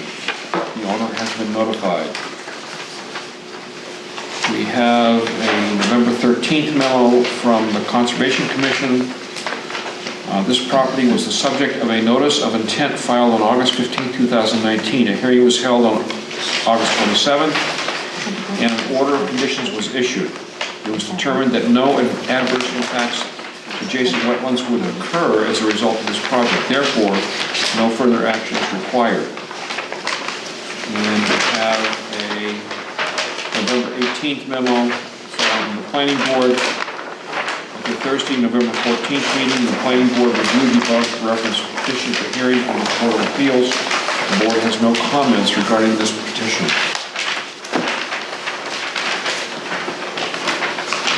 What's the condition of the existing house, Jamie? That I'm not sure of, to be honest with you. I have not been down to the site. Niles from my office did the majority of the hearings and meetings. He's been on site, but I can't tell you the status. Is it occupied? That I'm not sure of. They do live there. Oh, I don't think most of the summertime, more often in the winter. Yeah, I'm on all my schedule. Well, Jamie, is this shed on here, or you just have an accessory building? The garage across the way, yes, And that's a what you're calling the proposed. accessory building? Exactly, Oh, yep, okay. accessory structure.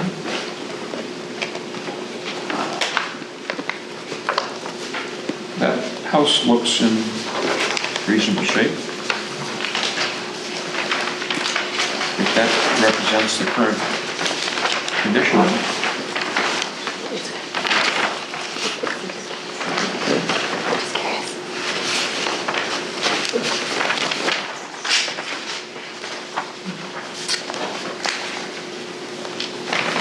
Did this house once belong to the Koreas? Yes. Yes. You know the house? Well, from years ago, not recently.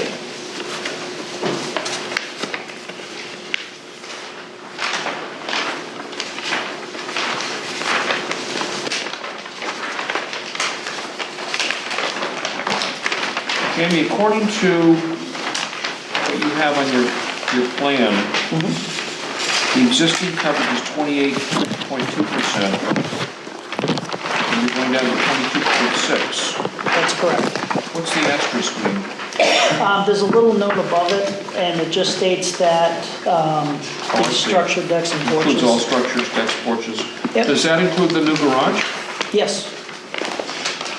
Was there an old garage that I missed? Nope, there is pavement across the way though, over in this area that's going to be removed. You're going to remove pavement? Yep. You've been here before? I have, once or twice.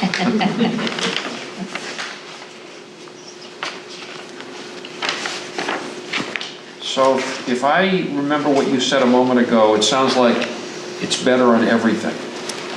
It's no worse on anything, it's better on most everything. That's correct, yep. How many bedrooms in the original? 4. And the new house, the proposed house? Same amount. The leaching field itself is not changing, we're moving the tanks. And it looks like we're putting in a microfast system as well, which is advanced treatment. I don't have any questions. Is there any Anybody? problem with running that line across Nelson Grove Road and down into the other? Across over here? Yeah. I don't believe that there's going to be any problem with it. Right now, it runs, and it's kind of shaded, but it would run right through where the garage is. Okay. So we're looking, with the tanks, we're looking to just kind of reroute it up into the same spot. Being Association Road, they must have to come up with some kind of an easement to run that line across that road. I believe that they own to the center of each, and there's a right-of-way over it. But if it's a condition, we can notify the association. Or can you tunnel under the road and slide a pipe through? Directional drilling. You can directional drill in some cases, yeah. They have moles that go under the power pipe there. Yeah. Yeah. Yeah, they did it with irrigation on a site I saw, and water lines as well. Yep. Anybody here wish to speak for or against? I have a question, if you don't mind, Jamie. Sure. The assessor's records, which are not always correct, I know that, it's saying it's a 4-bedroom. Sure. But is there a septic design code for it? It must be. The Board of Health is pretty rigid on, Yeah, I looked at theirs and An they didn't increase in actually bedrooms. specify what the house was.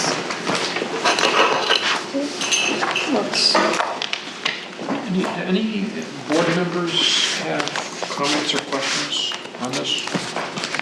I'm sure they'll review it though. I'm they sure already when- approved it. They already approved it? This has already been approved by the Board of Health. Okay. I think I asked, anybody here wish to speak for or against? Hearing none? Okay. I think we're done. I mean, this looks like an improvement on the neighborhood, even though if your picture is accurate, that's not a bad house that's there, Janice. Well, that's what it's showing, like I said, on the assessors, they're not always up to date, but the house is old. I was just gonna say, it's an old house, I think. It is There's an nothing old wrong with old, but if they want everything upgraded, they're It's gonna... not, the house isn't falling down. No, I agree with you. It's not, No, it's but on it the- was- it's not an eyesore. Probably built in 1958. Right, so But beauty's in the eye of the beholder, I guess, I right? think you're right. You ready for a motion, Don? I'm ready for a motion. Make a motion to grant the special permit as requested. Any restrictions? Not that I can think of. Okay, is there a second to John's motion?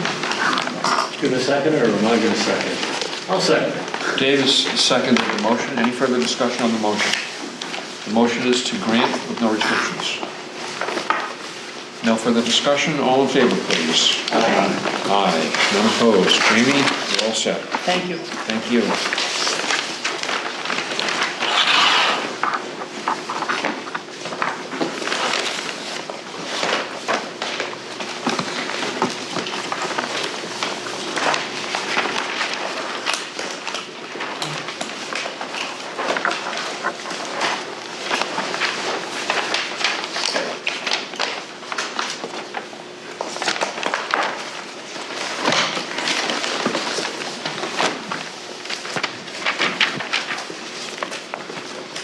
Mr. Knox, it is, call it 8:45, and we'll open your hearing.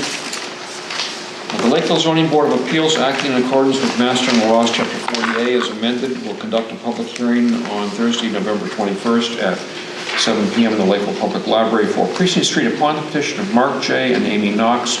A special permit under 613 and 74 is requested to raise an existing structure and construct a new commercial use building that would be within the front and side setback on a pre-existing non-conforming lot located at 296 Bedford Street as provided by the Lakeville bylaws, the old police station.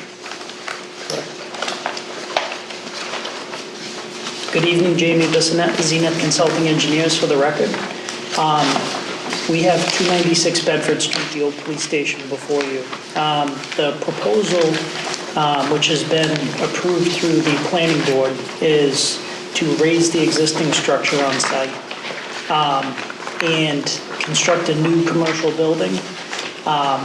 In our proposal, we're looking to add drainage, remove large amounts of pavement. You'll see in our plan set that we're reducing the impervious coverage drastically.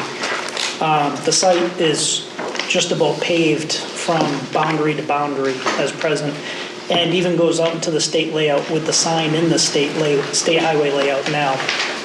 We're going to be addressing all those issues, filing with Mass DOT after hopefully approval from this board to bring in a single entrance meeting Mass DOT spec, moving the sign back to the zoning standards of 10 feet off the property line, and putting in drainage to help treat and improve stormwater quality on site. I know that one of the questions brought up tonight has been dark sky. You'll see in the packet we have maybe the most impressive lighting plan I've ever seen. It actually has shadows and shades and a three-dimensional and single-dimensional layout, so it's quite impressive if you want to take a look at that as well. But I'd be happy to answer or try to answer any questions you have. Jamie, the stormwater, does it meet the stormwater handbook requirements? You gonna be able to hold the first 1 inch? Oh, absolutely. Yep. Where is that on the rear corner of the lot? Is that? It is, yeah. So we're putting a catch basin. We're putting a catch basin over in the corner and a trench drain out in the front. The catch basin itself is a first defense, so it's gonna treat the water greater than 44% TSS removal. So you're gonna pick up that phosphorus as well? That's a great question. I don't know the percent removal from phosphorus. That's not in the handbook anyway. It's not, No, but that's it's fine, as long as you meet the handbook requirements. Yes, yep, this is truly a redevelopment project where we're gonna have less discharge off-site, so this is an improvement. Mr. Chamberlain mentioned 21E. How does that affect this site? That's a great question. 21E gets triggered when you're doing financing or if you encounter anything. We have not encountered anything yet. We did dig test holes with the Board of Health. If we do encounter something, project stops, proper authorities are brought in, and the direction is from there. So there's been test holes been drilled? Perk tests, yep. There've been perk tests done, but no soil or water samples have been taken? That's correct. All right, so will that be done? Can I speak to that? Oh, yes. So what we may anticipate is, because the previous use of the building at one point was a service station, and rumored that there may have been a drive-over oil change bay, when we tear down the structure, if we find oil in the ground, we're going to call the fire department, and we have an environmental guy lined up.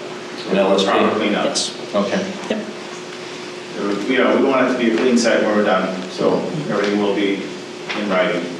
And actually, there might have been two pits on site, there one inside the garage and another one that he used to do buses because he serviced the buses there. So I was on the fire department back from that area, and I believe there was a second site on board there. Now, the other thing is that people remember the gas station there, but you never remember the tanks being taken out. Have you had made any effort to see if there are tanks on the ground or not? I have not, but Doug Mills told me that the owner removed it, which I have no reason not to trust him. He seemed to have a lot of knowledge about the site. But okay. I mean, if we find anything that's coming out of the ground, right? And you know, when we peel back pavement, if there's evidence of different topography underground or geology, we will explore that. Okay. Because I want long-term contamination. Good. Yeah, the site is going to have quite a bit of earthwork because we're putting in a septic system, foundation, removing a foundation, and a subsurface drain system. So there'll be quite a bit of work on there. I would say probably half the site will experience some sort of excavation. Just for the records, we have communication from Board of Health. November 18th, the Board of Health has reviewed the petition for 296 Bedford Street to tear down the existing structure and construct a new one. According to our records, this property had conducted the required Title V inspection A percolation test was witnessed by our office. The project engineer will be submitting proposed septic plans for this property. We have a memo from the Conservation Commission dated November 13th. The property was reviewed by members of the commission. It is our opinion that no wetlands are present and no action is required. And we have a November 18th memo from the planning board. At their Thursday, November 14th meeting, the planning board reviewed the above referenced petition for hearing from the Board of Appeals. The board has no comments regarding this petition. Could I speak to that too? The planning board did approve the plan in front of you. Okay. I think, quite frankly, most everybody would approve that we do something with that property, so. And on one other matter, I did receive an email. I don't know if Kathy circulated. I received an email from Open Space, and I did make a response to that I just wanted on the record to your board. It's regarding invasive species and the plantings that I do, because I didn't have a specific landscape plan. So I'm just not going to put any invasive. May I read this into the record? Go right ahead. It's an email dated November 17th from the Open Space Committee Chair, Mr. Medford. The Lakeville Open Space Committee received the site plan for 296 Bedford Street via email on October 21st. With a hard copy in our box at Town Hall, we discussed this plan at our November 6th meeting. The committee's recommendation is given below. While the Open Space Committee appreciated the improvements you have already made on the site plan for 296 Bedford Street, such as reducing the impervious surface and taking steps to prevent air pollution, we strongly recommend also landscaping with plants native to southeastern Massachusetts. We provided a list of native plants to Town Hall. If needed, we can locate a copy of the list and provide it upon request. If you have any questions with this regard, please do not hesitate to contact me. And your response on the 18th was, Dear Open Space Committee, as you may know, I have been a member of the Lakeville Conservation Commission for 5 years, and I do understand the negative impact of invasive species. I do not have a formal landscape plan. However, I can assure your committee that all plantings will be native species of trees and shrubs. Thank you. I have a question. Because it was a former gas station and repair shop or whatever, does it have to have DMP soil testing? Not that I'm aware of. Not that you're aware of.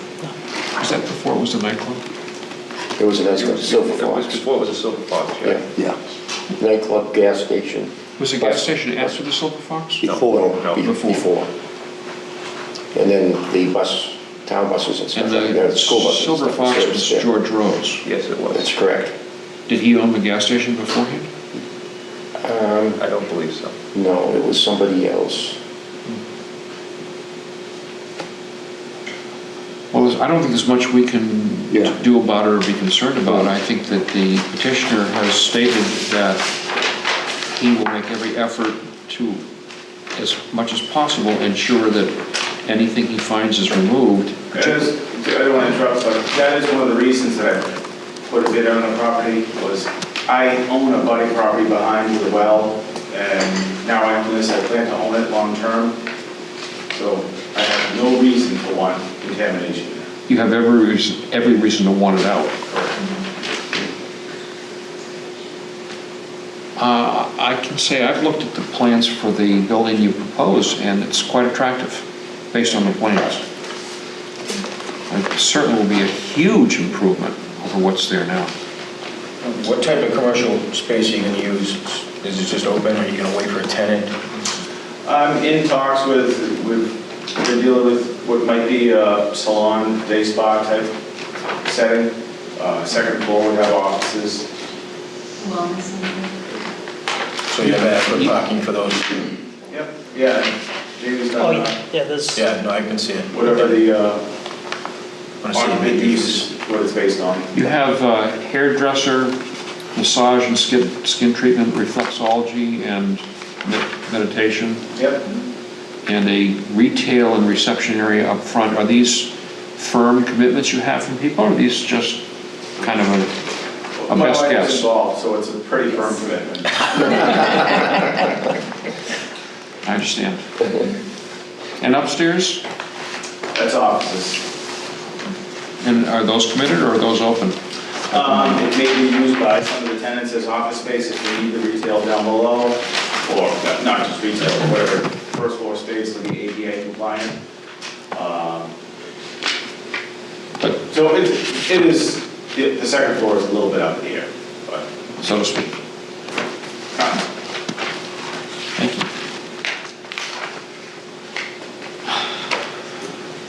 Anybody here wish to say anything? I think we beat this one to death. Is there a motion? Motion to grant special permit as applied for. Any restrictions? None. Motion has been made with no restrictions. Is there a second, please? Second. Jim has seconded. John made it, Jim seconded. Any further discussion on the motion? Or the petition? Hearing none, all in favor, please. Aye. Aye. Any opposed? Unopposed. Motion carries. Thank you. You know the routine. Thank you very much. Thank you. I think the town looks forward to it. Thank you. Anything like that on there? Yep.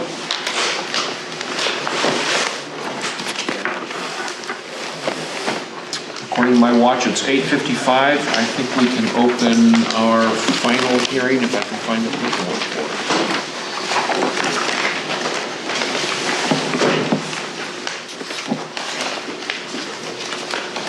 Who's presenting for Twisted Growers?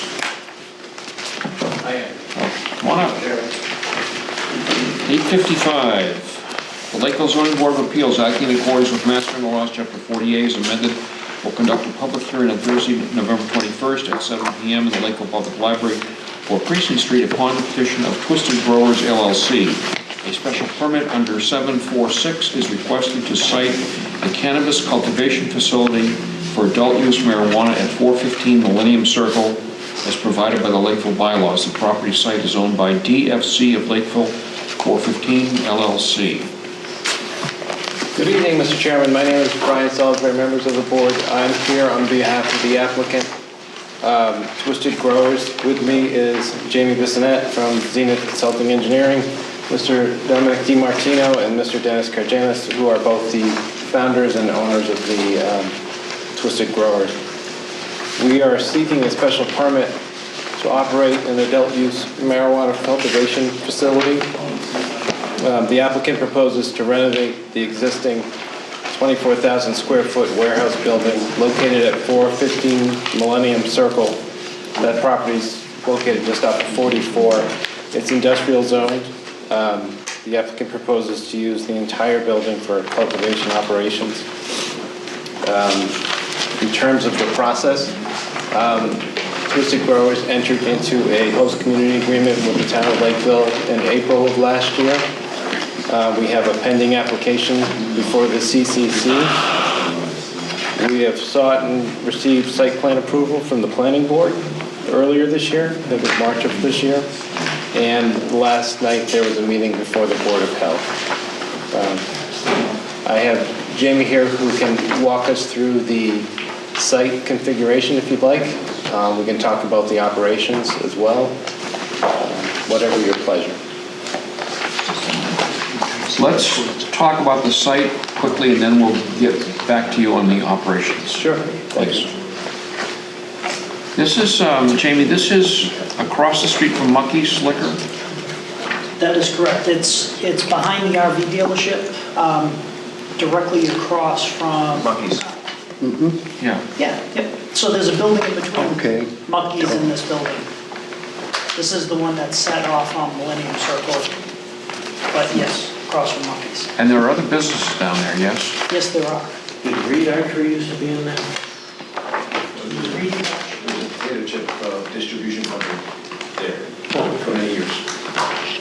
And our properties are abutting the mod storage space where they have all the containers and the portable offices. We're about that. Yeah, so when you drive down Millennium Circle, they're going to be the first right-hand building that you need to access, first right-hand turn, so it'd actually be the second driveway. But you can only access it from Millennium. All right, So as we stated, the building's existing, the parking on the side is existing as well. The improvements that we're looking to make so that the site functions as required will be gated entrances. Over here, that will be locked on a continuous basis. Up in here, same thing for security. And then a sliding gate with a key fob and emergency lockbox, Knox box in this vicinity over in here. This will be the main entrance used to get in and out of the site. Since there's not an element of retail here, this is a cultivation area. Parking is based on warehouse parking. There's not going to be a lot of traffic in and out of the site. And over in here is where we're going to hold our air handlers, HVAC condensers. Outdoor mechanical, screen the road. So when we were in front of planning board asked us to do some improvements on the facade, which we did. The building right now is a space metal style building. So we're going to add some lights that shine down with an ivy evergreen face to it. There'll be a new coat of paint. Yes, matching the gym next door. Yep, on the entire building. And then there'll be some windows put in. We're also going to be removing some of the garage bay doors on the side that presently occupy the sides for access. Any repaving need to be done up a parking lot or anything like that, Jim? Well, you know, there's going to be some spots that are going to be, curbing's going to be added, line striping has to be improved. So yeah, there will be some places that need to be patched up. Just patching, not cutting up and... Right now, we have to go, we went in front of the Board of Health last night, and they want a Title V inspection and a determination as to whether the system can handle flow. So that's what we're looking into now. If that has to be replaced, there'll be some cutting. Okay, what about MS4? Does it trigger any of that? Has it already been calculated in, all the drainage? I don't believe this triggers MS4. We're not adding any asphalt on that end. That's what I was asking. Yep, oh, I'm sorry, yep. All right, okay.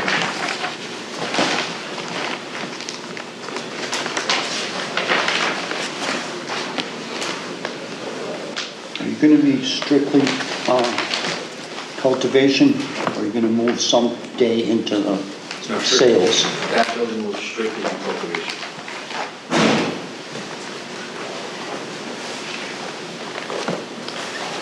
Are you responsible for any of the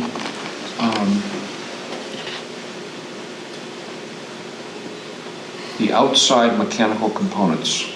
You're just providing the layout for them? Me? Yeah. I'm just providing the layout. I'm familiar with some of the mechanical details. Well, the issue has come up, and I'm not quite sure where we talk about it, about odor control. So yesterday at the health meeting, good evening, ladies and gentlemen, Dominic DiMartino, one of the founders. Just so we get your voice into the microphone. Sure. Good evening, ladies and gentlemen. I'm Dominic DiMartino, one of the owners of Twisted Growers. So yesterday at the health meeting, they were very concerned about odor as well. And each room will be set up with a series of charcoal filters with charcoal that will absorb that. And then there's also some technology just came available that's similar to like a cigar bar, and like an ionizer that will take the air in and then eat it, like similar to a cigar bar. And we're looking into that as well, and that just came on the market in the last 6 to 8 months. These going to be new rooftop units that you're going to be installing? Are they going to be on the outside of the building? So what are these handles are going to be? It's a metal space type of building, so as you're aware, the loads for those facilities, basically the roof and the snow is all they're going to hold. So the mechanicals will be all internal with internal air handlers, and the exterior on the ground, in the ground area behind here, is where we're going to have all the units that would traditionally be on top of the roof, the RTUs, will be located in the rear over there. That area will have a 6-foot chain link fence that'll be screened, the same color as the building, to try to make it look as appealing as possible. So it'll be in the rear of the property, not near the street, is that what you're saying? So if you have to drive past the building, it'll be on that side. And then, this evening, I passed by the facility. We're in between mod space, and I mention that because mod space, they're bringing a lot of sea containers for whatever their use is, and they're being double stacked on our property line. So really all the mechanicals will be in between, will be on this side. And currently where mod space is, they're double stacking containers. They're some 20 feet in the air, so they really will be out of sight. The reason I brought that up is sometimes these air handling units create a lot of noise. So this is a commercial or industrial area, so it's not, you don't have a lot of close abutters. No, and not a residential area. None. And then this particular site, I believe, has about, I think it's 12 or 14 acres that goes back out to a river, and so there's nothing behind us. If noise becomes a problem, would we be opposed to putting screening up around it or dealing with the health department to deal with the noise issue? Absolutely. All right. Is this the first one you've built? This will be the first facility that I built, yes. So we're an experiment. So I have an extensive real estate portfolio, and I'm a licensed general contractor in Connecticut, so I do a lot of building back in Connecticut. So I'm looking forward to the challenge of doing this here in Mass. But of course, we'll be using local contractors. I'm not licensed in Massachusetts, so it'll all be built by local people. Okay. How many employees do you expect to have? So right now, we expect to have summers between 20 and 25 employees, and that includes 2 security guards as well. So that's the calculation at this moment. And security 24/7? So we're doing this something similar to the other applicant that was just in front of you. During the facility is open 24/7, where employees will be inside doing work, and we at least see one security person. Whenever there's people in the building, there'll be a security person monitoring the security cameras. And I would think that during daytime hours, at least at this moment, we're assuming we're going to have an 8-hour shift during the main production of the day. And if we need more, if we think there's a reason for safety, then of course we'll add it as well. So if I understood you right, you're going to have, you're projecting, of course, because this is something new for you, but you're thinking around 25 employees. Yes. On basically a day shift. 3 8-hour shifts. Yeah, 3 8-hour shifts. So it's around the clock. Yeah, I mean, somebody has to be in the building at all times. You can't leave it unoccupied. That'd be a major problem. I was trying to distinguish between security 24/7 and operators, like a manufacturing, it's a manufacturing process. Yeah, that's exactly right. There'll be security and operators there 24/7. The building will never be vacant, not even on Christmas or Thanksgiving or any other holiday that you think of. Okay. Do we have impact statements from police and fire chiefs? Have we gotten those? We have not. We've reached out to the fire chief and to the police chief when we started the host community agreement process, but part of this process will be to make sure that our security protocols fall in line with everyone's expectations. And just to clarify for the hours of operation, the business will be open for business, so to speak, to the general public, not the public, but for deliveries and whatnot, between 8 and 5 traditional hours. But the operations internally will go on 24 hours. So it's not that the building will be open for business, so to speak. Who will it be open to? Dispensaries, when it's open. So authorized people could come knock on your door to pick up a shipment? Oh, no, I mean, you'll have a scheduled structure, but like if a dispensary, like the gentleman that you guys passed before, he's not growing his own product. He has to buy it from somebody. We hope he buys it from us. Of course. But again, that's what we're considering would be from, let's say, 8 to 4, where we'd have a security guard that would be in the building outside the facility. Let's say after 4 o'clock, we might have staff inside tending to rooms, perhaps making product, but there would be nobody allowed to come after 4 p.m. or 5 p.m. to pick anything up. It would just be employees working inside the building. We don't want you to think that deliveries or people will be coming there at different hours. It'll be controlled hours, and right now the controlled hours are 8 to 4 standard working times. Now, do you want to walk us through all the stuff that you went through? You have a presentation of all the points all the issues that need to be met. Sure. That's on your agenda? Sure, or however, whatever your preference is. Let's go through it step by step, if you don't mind. Are you looking at the CCC application material?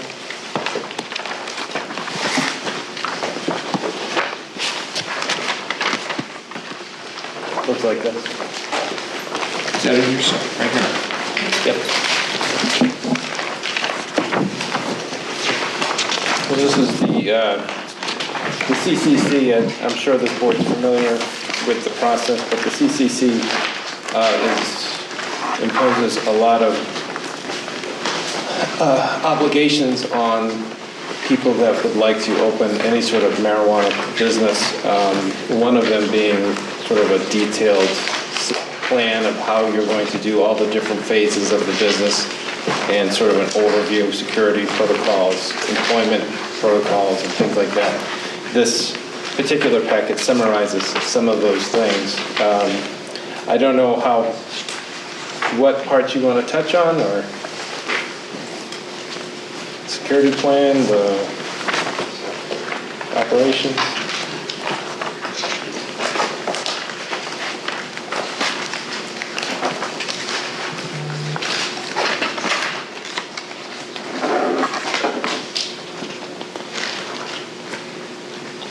I think it would be, I know. I have a question. Is there any discussion about water treatment? Water treatment in that? Water used up to grow, so the water, so is the tree post. So we were inside the facility. We'll have a tank that'll be approximately a 10,000 gallon tank that'll have our water stored for the feed the plants. And then we have another tank that's going to be somewhere around 10,000 gallons to hold any water that's shedded off that already has the nutrients. So it'll be disposed of off-site. We'll have a service be picking that up. So nothing more water. Water used in a separate tank. So yeah, so in the facility right now, our engineers have set it up where they believe our usage of water to be somewhere around 1,500 gallons of water per day. And on that per day, the amount of wastewater is somewhere around 10% to 15%. If we dial it in correctly, it should be as low as 10%. Based on that, let's say we have 150, 200 gallons a day, it's sucked back off in a vacuum, okay, because our tank is above the ground. It'll be stored in a waste tank, and then on a monthly basis or whenever it's necessary, a truck will come there and haul it. Yeah, pump it up. With the CCC and I believe the DEEP, it's very specific that this material is contained and then hauled off site, and it's not to be put into the local septics or any type of sanitation. It has to be removed off site. And we're able to comply with that 100%. What will be your site security plan?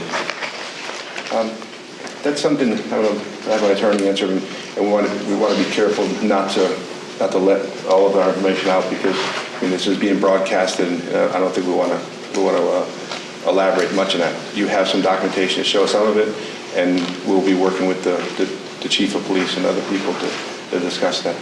But we do have, to answer your question, we're going to have extensive cameras on the exterior and the interior, and those cameras are monitored by a guard inside or security inside, as well as those cameras are able to be viewed by the local police department. They can dial in and review and look at footage, at their will. And how do you assure security on the waste materials that you're going to? How do you handle the waste? Well, everything that happens inside the facility is very redundant in the sense that, so if you have a plant that you've taken what you need that you're going to use to dry for flour or to process, what's going to be left? Let's just say the stalk, and let's say the bucket of dirt that was grown in. So the dirt that's grown in, and let's say the stalk, for lack of a better word, is all going to go into an area of the building, and I believe it's going to be into the potting area of the building. And there's a machine in there that's it's like an industrial wood grinder or chipper, and it has hammers inside of it. You're able to take the actual soil with any roots and the actual stalk. It goes in this machine. The machine it doesn't have blades, it has hammers, and it just crushes it and pulverizes it, And when it does that, the way that the CCC and the other regulations, as long as it's mixed with dirt and debris and pulverized, it's cannot be reused for its intended use. 2 people witnessed that, that happening, and then it's documented, and then even 2 people are present during the disposal of it, which will go into a container that'll be hooked to the building like a trash compactor. And once it goes into the compactor, that's mechanically compacted inside there as well. And then we'll have a licensed hauler. We haven't selected a licensed hauler yet, but it'll be somebody in Lakeville that'll have a 20-yard or a 30-yard container. It'll be mechanically fastened to the building. When that truck picks up, they'll untether from the building, take it away, and then they can go to a landfill. We will hold all those records. I believe the regulations are we hold all these records for 3 years, and then we can dispose them after 3 years. It's going to be a fire suppression system within the building? Yes.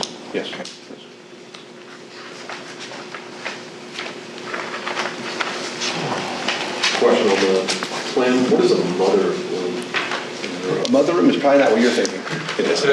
So a mother room is, it's where your genetics are held. It's the large plant. It's the plant that all the clippings are taken off of, and those clippings are cloned and then brought into a cloning room, and then inside the cloning room, that clipping starts to grow roots, and after it grows the roots, it goes in another room in there that's your vegetation. In the vegetation, the plant's allowed to get a little bigger, and the roots get a little stronger, and then from there, they're pulled into the flower rooms until they mature fully.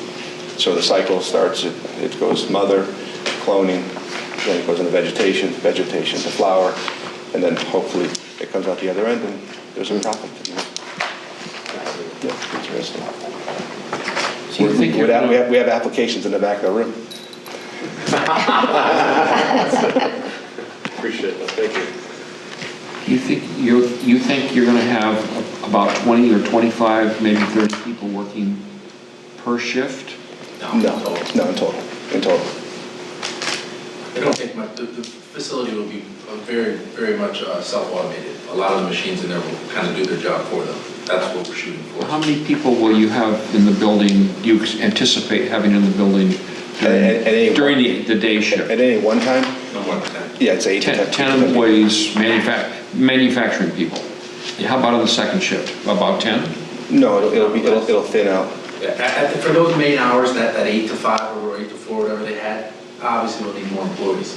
But when that pans off, it's really, you don't want people walking in and out of the rooms, bringing in any contaminants or whatever. So it's really kind of just like babysitting. Will you have security around the clock? Yeah, of course, yeah. I'm trying to get a sense of how big your employee list is going to be. How many people are you going to employ, do you think? Well, just with the 25. 25 total? 25 total. Yeah. Okay. I misunderstood. I thought that was 25 on the day shift. No.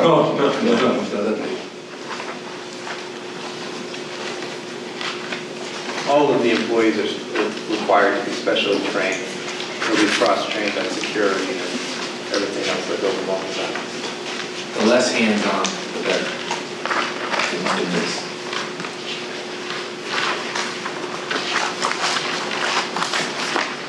Katie, where do we go from here with this? So I've looked at this application. This is proposed to be a tier 11 cultivation facility, which is the largest size that the state allows, 100,000 square feet of mature canopy. I would want to know if that's their plan. You're just going to start out with 100,000 square feet, or are you going to phase up? So inside of our room, where we have the vegetation, we're stacking in that room, and I know that's vegetation, that's not actual flower. Inside of our flower rooms, we have 8 flower rooms, and they range somewhere around 12 to 1,500 square feet per room. We're not sure if we're going to stack part of those rooms. If we do, that'll increase it significantly. But we have the building across the street. It said 76,000 square feet. And we were hoping to apply for that tier so that in the future, if this does work out, our intention is to go across the street and get into that 76,000 square feet and then have a little over 100,000 square feet. So how many, if you stack in this building, what's your tier in this building? So if you have 8 rooms and they're approximately 1,500 square feet apiece, you've got about 12,000 square feet. If we were to double it, it's 24, triple it, and so forth and so on. I don't know if we would triple, but we'd like to keep our options open and not have to go back to the state to ask for something. And we want to move across the street relatively quickly. The only reason we're not going across the street sooner is we have a tenant. We own 2 buildings. We own this facility here, and also, just so I can say it, the building across the street, the Fowler building, that's a tenant inside there. I believe that I've owned that building for the past about 7 or 8 years. So I've been inside the community doing business and have been a landowner here. And then this facility here, I actually ran a business out of here for the past, say, 4 or 5 years. So, I've been involved in the community, hiring people and back and forth. But the intention is to start here because this building is vacant and ready for this, and then go into the Fowler building.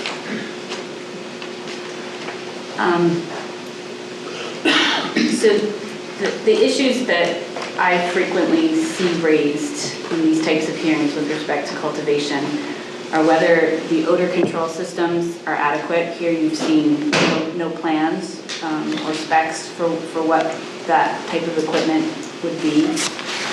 That might be something you would want to see to fully understand whether this is going to meet the bylaw requirement of basically controlling all odor on site. I don't know the proximity of this to the other cultivation that has been permitted. We're miles away. As you permit more of these, being able to determine who's creating the odor, if they're in close proximity, you're going to want to make sure that everyone is held to a very high standard, because it's going to be difficult once you permit multiple ones to determine who. The unfortunate thing is that something like odor is qualitative, not quantitative. So we don't have a smell meter. I know. If I could have a whack at that. We don't have a way of detecting a level of offensive odor. So it's a qualitative characteristic, not a measurable characteristic. We probably should engage someone who's an expert in that field to help us understand that. If I could answer that. I have the plans to the facility, and I have like 5 or 6 of them, so I could spread them around, and I'd like to collect them at the end. But so if you'd like to see that, it might be helpful to understand how we're running this. And then each one of these rooms has its own filter control. So if you have a minute, I'll hand them out. Yeah, the air never leaves the rooms. Would you like The to same see? air circle. I don't think I'd want to work in that room. We don't want anybody in that room.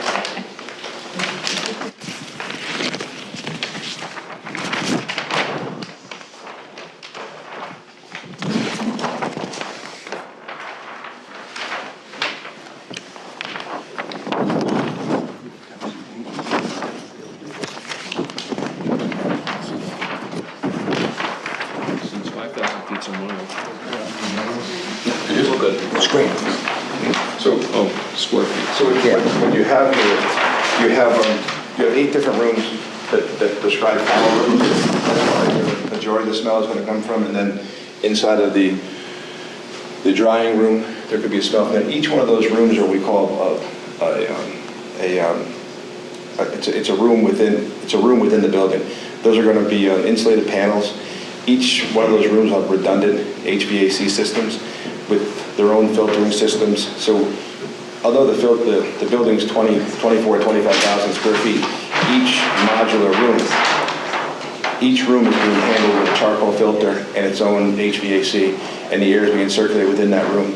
So although it looks like a massive system, we can break it down to each room, which is only between 12 and 1,500 square feet.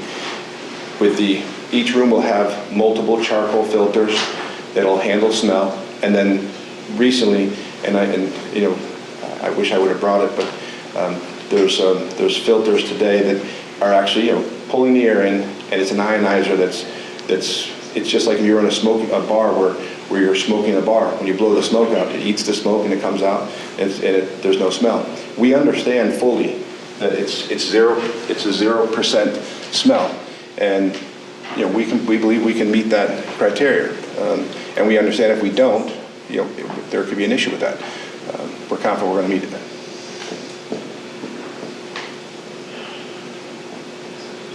I'm uncomfortable with the whole issue around, on the one hand, I'm uncomfortable with the whole issue around odor control. On the other hand, I don't know how you regulate it and legislate it because it's not measurable. And what might be offensive to me might be fine to other people, and vice versa. Which is why I believe the bylaw requirement is that it's supposed to be not detectable at the abutting property lines. I mean, you may be able to smell it in and around the property, but the smell is not supposed to, it's not a determination of whether or not it's offensive, it's whether you can smell it, is what the bylaw standard is. So they have to have a very rigorous system in order to basically maintain this on site. We've traveled around the country in California in different facilities. My partner and I have been at this for the last 3 years, and we've certainly seen facilities that don't measure up, and we've seen several facilities that measure up, quite well. Our engineers that we're using are the same engineers that have built several facilities throughout Massachusetts and done just fine with zero mitigation. And then several facilities in Colorado and California, some did, some didn't. So I've seen good and bad. And these guys built facilities in Mass, which must have met those codes. So I don't see that as being a... So they should be able to provide some type of specs and narrative or something that they can present to us at this... but the problem is that the technology changes so fast. Like MJ BizCon is December 10th. Oh yeah, but hang on. So that may change. So if I tell you I'm going to use an RB17, next year they may come out with the RB18, and am I tied to the 17? Yeah, but I think our concern here is what technology you're going to use today.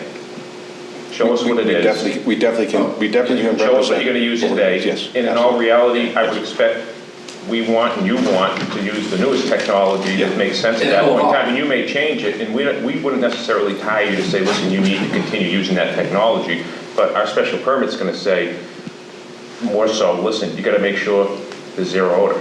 Yeah, well, that's the main focus. And that's the key. That's what'll trigger somebody saying, listen, we can smell it, then the town goes in and does what they need to. At the end of the day, we want to be good neighbors, and odor really is the only impact to these kinds of facilities. The traffic is greatly reduced, it's secure, it's regulated. We don't want to attract attention, we want to be under the radar and everything. We understand the legal world that these kinds of facilities operate, and we just want to be good neighbors and do what we have to. So to the extent that there ever becomes an odor problem, it would be addressed immediately. But we can certainly demonstrate to you how that can be achieved. My suggestion is just to move it along for you guys. If you got us something and said, listen, here's engineers say this is what type of units we're going to use, here's the specs, here's a narrative from whoever it is, Jamie's equivalent on that area to say, here's how it works. We say, okay, we're taking your word for it, so to speak, because you're a professional, and not an issue. And we move forward. So to follow along on what John said, I think that we probably should continue your hearing so it'll give you a chance to gather some information. One package that, if I understood you right, John, one package I think we'd like to see is the engineering information, including specifications on the odor control hardware that you plan to use. I'd also like to the extent that you have the ability to find it, I think it would be helpful to see a case study or an example of what another successful business like yours has done. What have they used successfully? Sure. Yeah, that's not an issue either. I'd like to identify if there's any other areas that may be of concern, so that when we do come back again, we can hit it and make sure that we covered everything. But I understand the odor is front and center, and we definitely will look at that information to you. What about some impact statements from police and fire? Can we get those for the next meeting as well? Yeah, we'll make some calls. Katie? Yeah, so that was on my list as well. The bylaw requires that this be reviewed by police and fire before a permit is issued, and I would think you might want to get comments from police and fire on this before you move forward. The other issue that I've often dealt with in other municipalities has to do with proposed water usage, and I don't know if that is a concern here that you would like to have addressed in terms of environmental impact. That's another area that's under your purview to condition. So you may want to know more about how water usage is being proposed for this facility and whether or not it complies with the Cannabis Control Commission's best management practices for water usage, which they have issued. I mean, we're not aware of anything that would preclude us from getting the amount of water we're talking about. When it's 1,500 gallons of water, I know that it's 1,500 gallons is not. I mean, it's certainly more than maybe a local business would be using, but it's not 15,000 gallons a day. I'm not really sure if we're going to get much information on that, or where we go to find that. I believe you're on a public water supply there. Does this building have a well, or is it? No. I think it's Middleborough water. Middleborough. Is it? Yeah, it's water, right? Taunton water. Taunton water, yeah. Yeah, Middleborough only goes up as far as the hotel. It's got like a 22-inch main coming in there, there's two of them on each side of the road. Can we get a statement from Taunton Water stating that you're not going to affect them? Can we get a statement? Yeah, we'll contact them to see if we can come up with that. Yeah, sure. Should we be concerned about what goes down the drain? Well, he's going to pump it up. That's their waste management guidelines as well. The Cannabis Control Commission has waste management requirements. What you've described seems to follow fairly closely. 100%. The only thing that be going down the drain is water from employees washing their hands or from bathrooms. But And then you'll have the holding tank for all marijuana waste, Yes, which exactly. will be 100%. collected and taken off site. Yes. So that should address that concern. You talked about the HVAC system and noise. We often condition these on noise issues, but it sounds like the industrial area. I don't think noise is an issue in that area, So we've talked about and odor. noise is measurable. And then the security we talked about. So those were the main issues that I had flagged to be addressed more specifically. While we have a minute, let me read what I do have. On November 13th, note from the Conservation Commission. The project was reviewed previously by the Commission. No hearing was held. The only concern expressed by the agent was the proximity of the parking area to Coy Brook. It is recommended that no work be allowed within 200 feet of the bank of Coy Brook. And we have a November 18th memo from the Planning Board. At their Thursday, November 14th meeting, the Planning Board reviewed the above referenced petition. Planning Board wanted the Zoning Board of Appeals to be aware as they review the petition of the current ongoing investigation by the U.S. Attorney General's Office of the State of Massachusetts into any town that has entered into a community host agreement with a marijuana developer.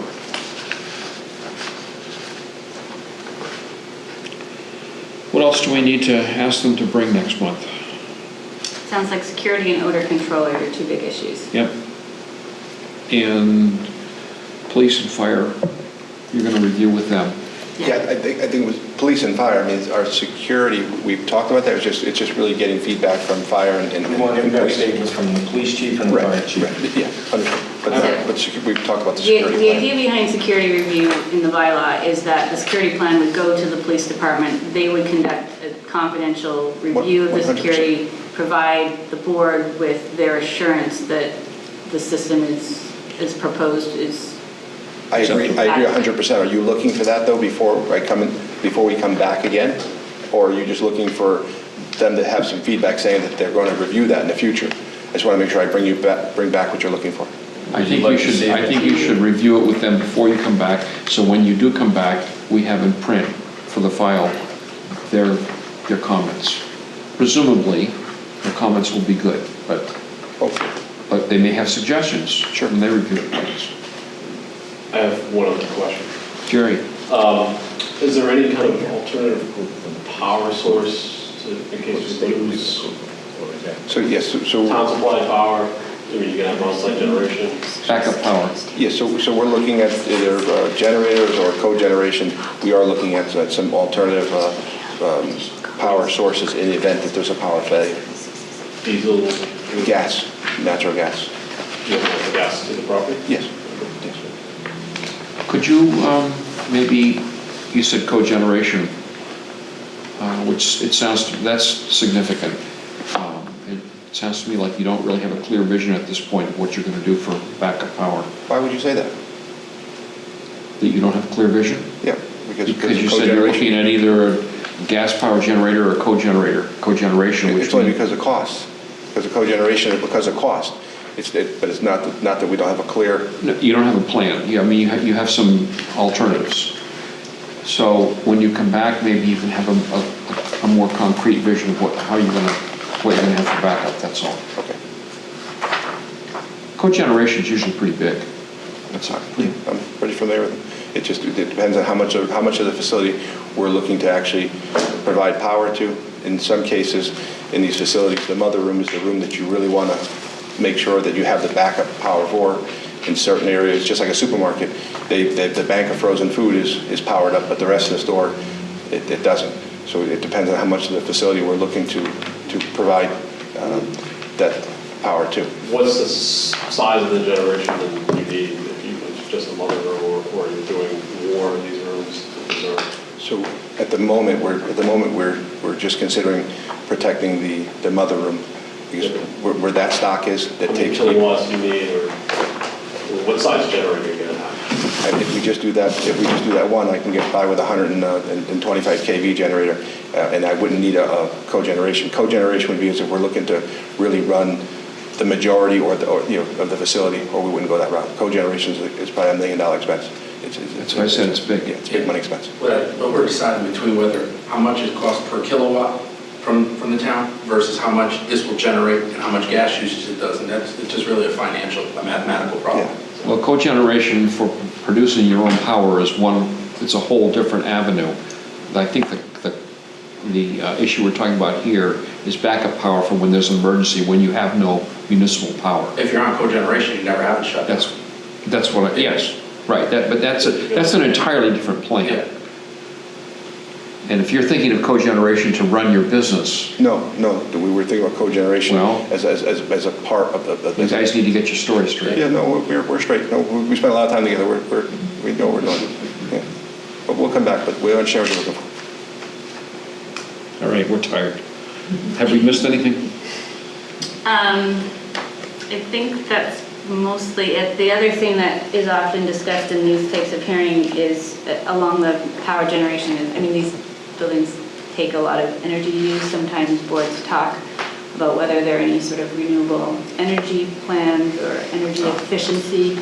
We're already doing a power study, and we're going to go to the town and make sure that they can, the Taunton Power Supply, make sure they can provide us with enough power. That's all literally in the works right now. I think it's Middleborough.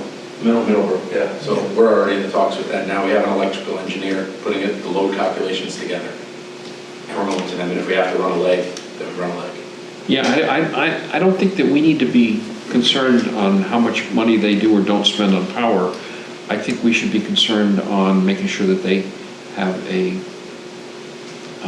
suitable backup plan for backup power. You do have some concern. You don't want to put too much load on the grid, so to speak, right? Well, if they have cogeneration, they won't put any load on the grid. The town has to compensate for that consumption. That's up to them and MG&E. Katie, were you speaking on renewable energy? Yeah. That's what I thought. So any solar panels, wind, anything? No, it won't touch it. We need way more power than that will ever produce. Let me ask if anybody here, who's here wishes to ask questions, speak for or against, or add comments. I'm Glenn Duchamp. I own a building right across 155 Millennium Circle.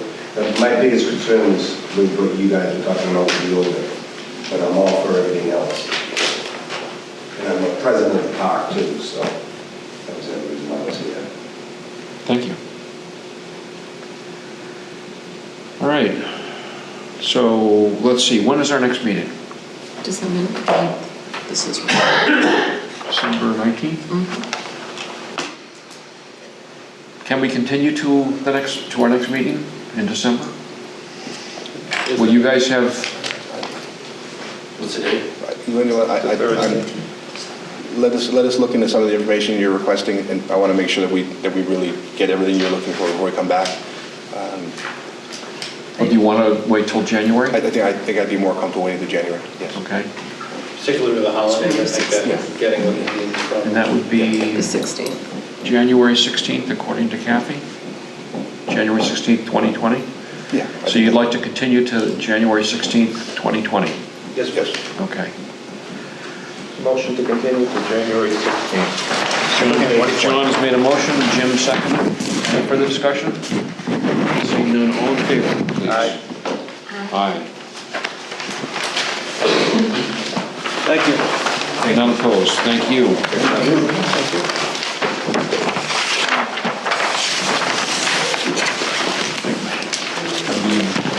Thank you.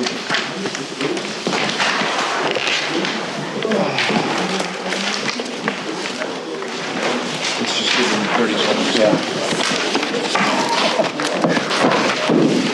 Katie, where do you live? Waltham. That's right. We had this discussion. Not far.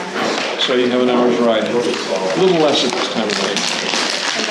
But you probably... Who was the guy? 56 minutes. You probably want to...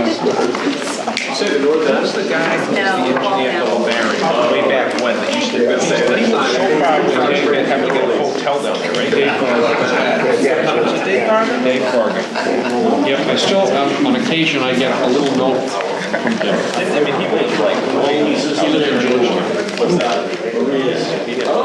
Mike's is still there. Folks, take it out. We have a little more to do here. Let's take a few minutes to take a look at the minutes, please, if you would. We have 2 sets of minutes. September and October.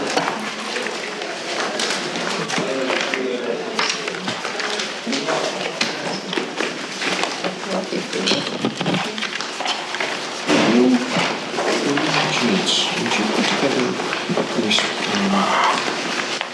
spreadsheet of the attendance for the year? I think we probably need to submit that to them. I don't know if they're still interested in that. Yeah, I'll ask Tracy. I'll ask Tracy. Okay.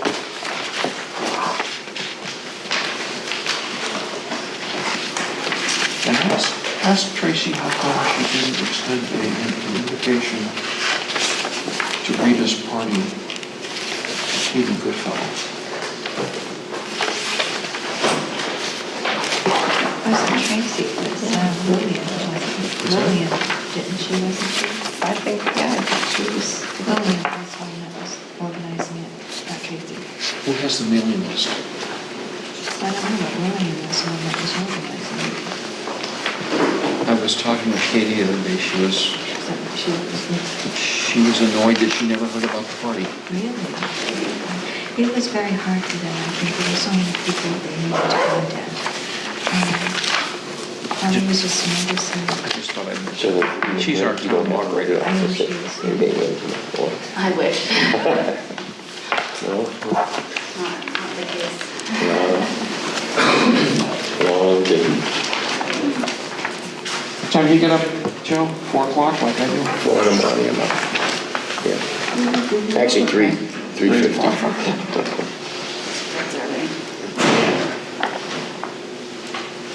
Drive to Hyannis, which is 50 miles. People looked over the minutes. Make a motion to accept the September minutes. Chris is moving that we accept the September 19th minutes as presented. Second. John has seconded. Anybody have any corrections or amendments to make to the minutes?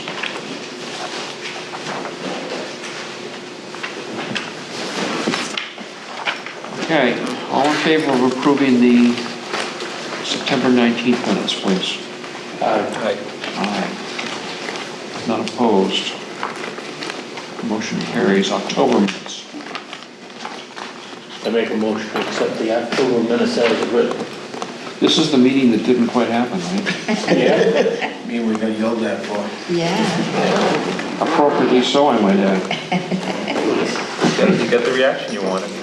Almost. We're all here but one. Where's my beer?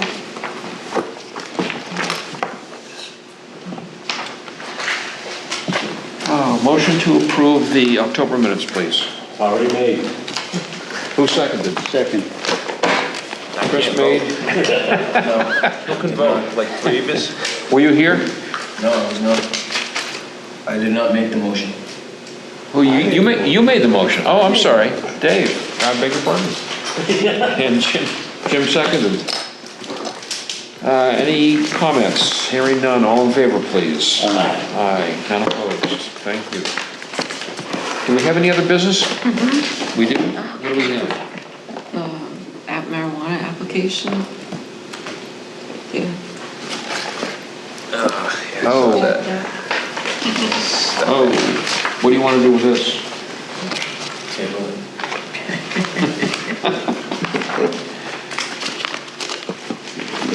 Do you want comments on it? Do you want us to ratify it, approve it? Okay. Although I regret the email, Katie has a few suggestions to tweak it out. So I didn't read the email. I can give you my comment if you want. So right now, there is an application form and then there's a checklist, which largely tracks the requirements of the bylaw. This checklist in the back. The one thing that is missing from that, which is not clearly spelled out in the bylaw, but which is, I believe, totally within your purview, is the odor control.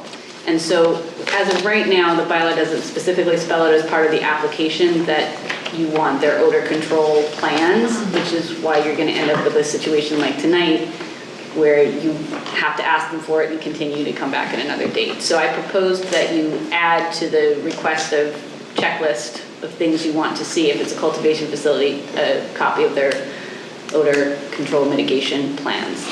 And then, to the extent that you want to see that, as I mentioned tonight, the Cannabis Control Commission has issued some specific best management practices guidelines with respect to water usage, wastewater treatment, pesticide management, and they will be releasing shortly one with best management practices for energy efficiency and renewable energy usage. So to the extent you would like to see applicants comply with those best management practices, you might want to include in your checklist just a request as part of their narrative that they demonstrate compliance with those CCC guidance documents. It's up to you whether you want to include it, but I think it fits within your conditioning of these plans under air quality, environmental standards. There's some broad language that I think gives you jurisdiction over those to the extent you want to condition these facilities to be compliant with those best management practices.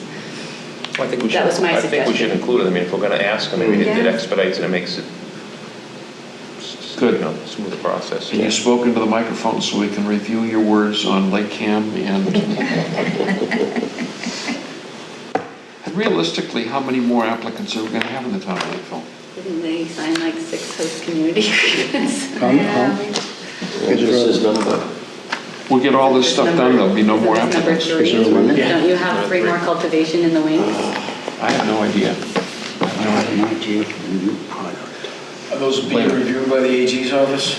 And did I see a note in here from the planning board? Anything else? No, that's federal. I'm not even sure why that was in there, No, but but you do have to make a comment on this because it's not supposed to be there's like a in there, deadline. is it? Oh, Kathy reminds me that we have something here. You guys get in your package this memo from DCR? We have to make a comment on this. I don't even know what the hell this is. But we're on the list. We have an asterisk by our name. Is there a due date to make a comment? Can we comment in December?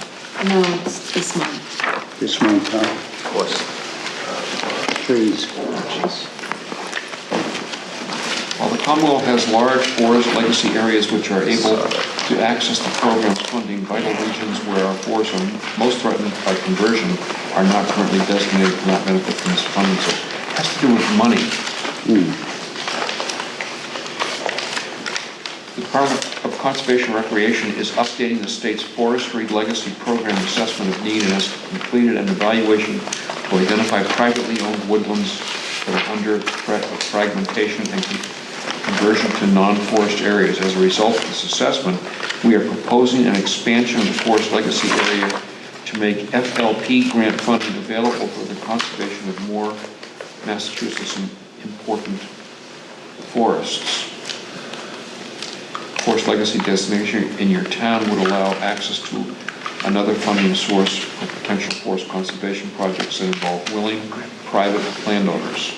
There is no regulatory structure imposed on the area and no landowner is obligated to participate.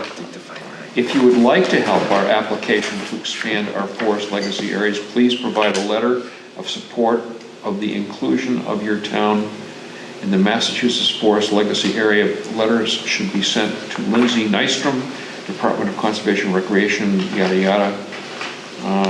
What's the date here? Is this dated? I mean, is this? I have an email from the selectman's office. Is there There's a date. Is there a deadline on this? I think it was the end of this month. It's not on there. Yeah, it was in an email, so. Do you know anything about this? I do not. She smiles when she says it. She's lucky. Neither do I. Is this something we can do by email? Went to planning board. Oh, okay. I know the Didn't we planning get it by email? board want to support it. I was Planning board wondering wants why to it didn't support go it. to I just asked Yeah, why I it think didn't it go to did. conservation. I was wondering what they thought they wanted to support. Well, it's clear that the Commonwealth is very focused on things like conservation and environmental awareness and sensitivity. Lakeville is a town, any of you are familiar with what the Energy Committee's done over the last few years. We've received pretty significant funding, grant money, that we've used to make improvements, for example, in Town Hall for energy conservation.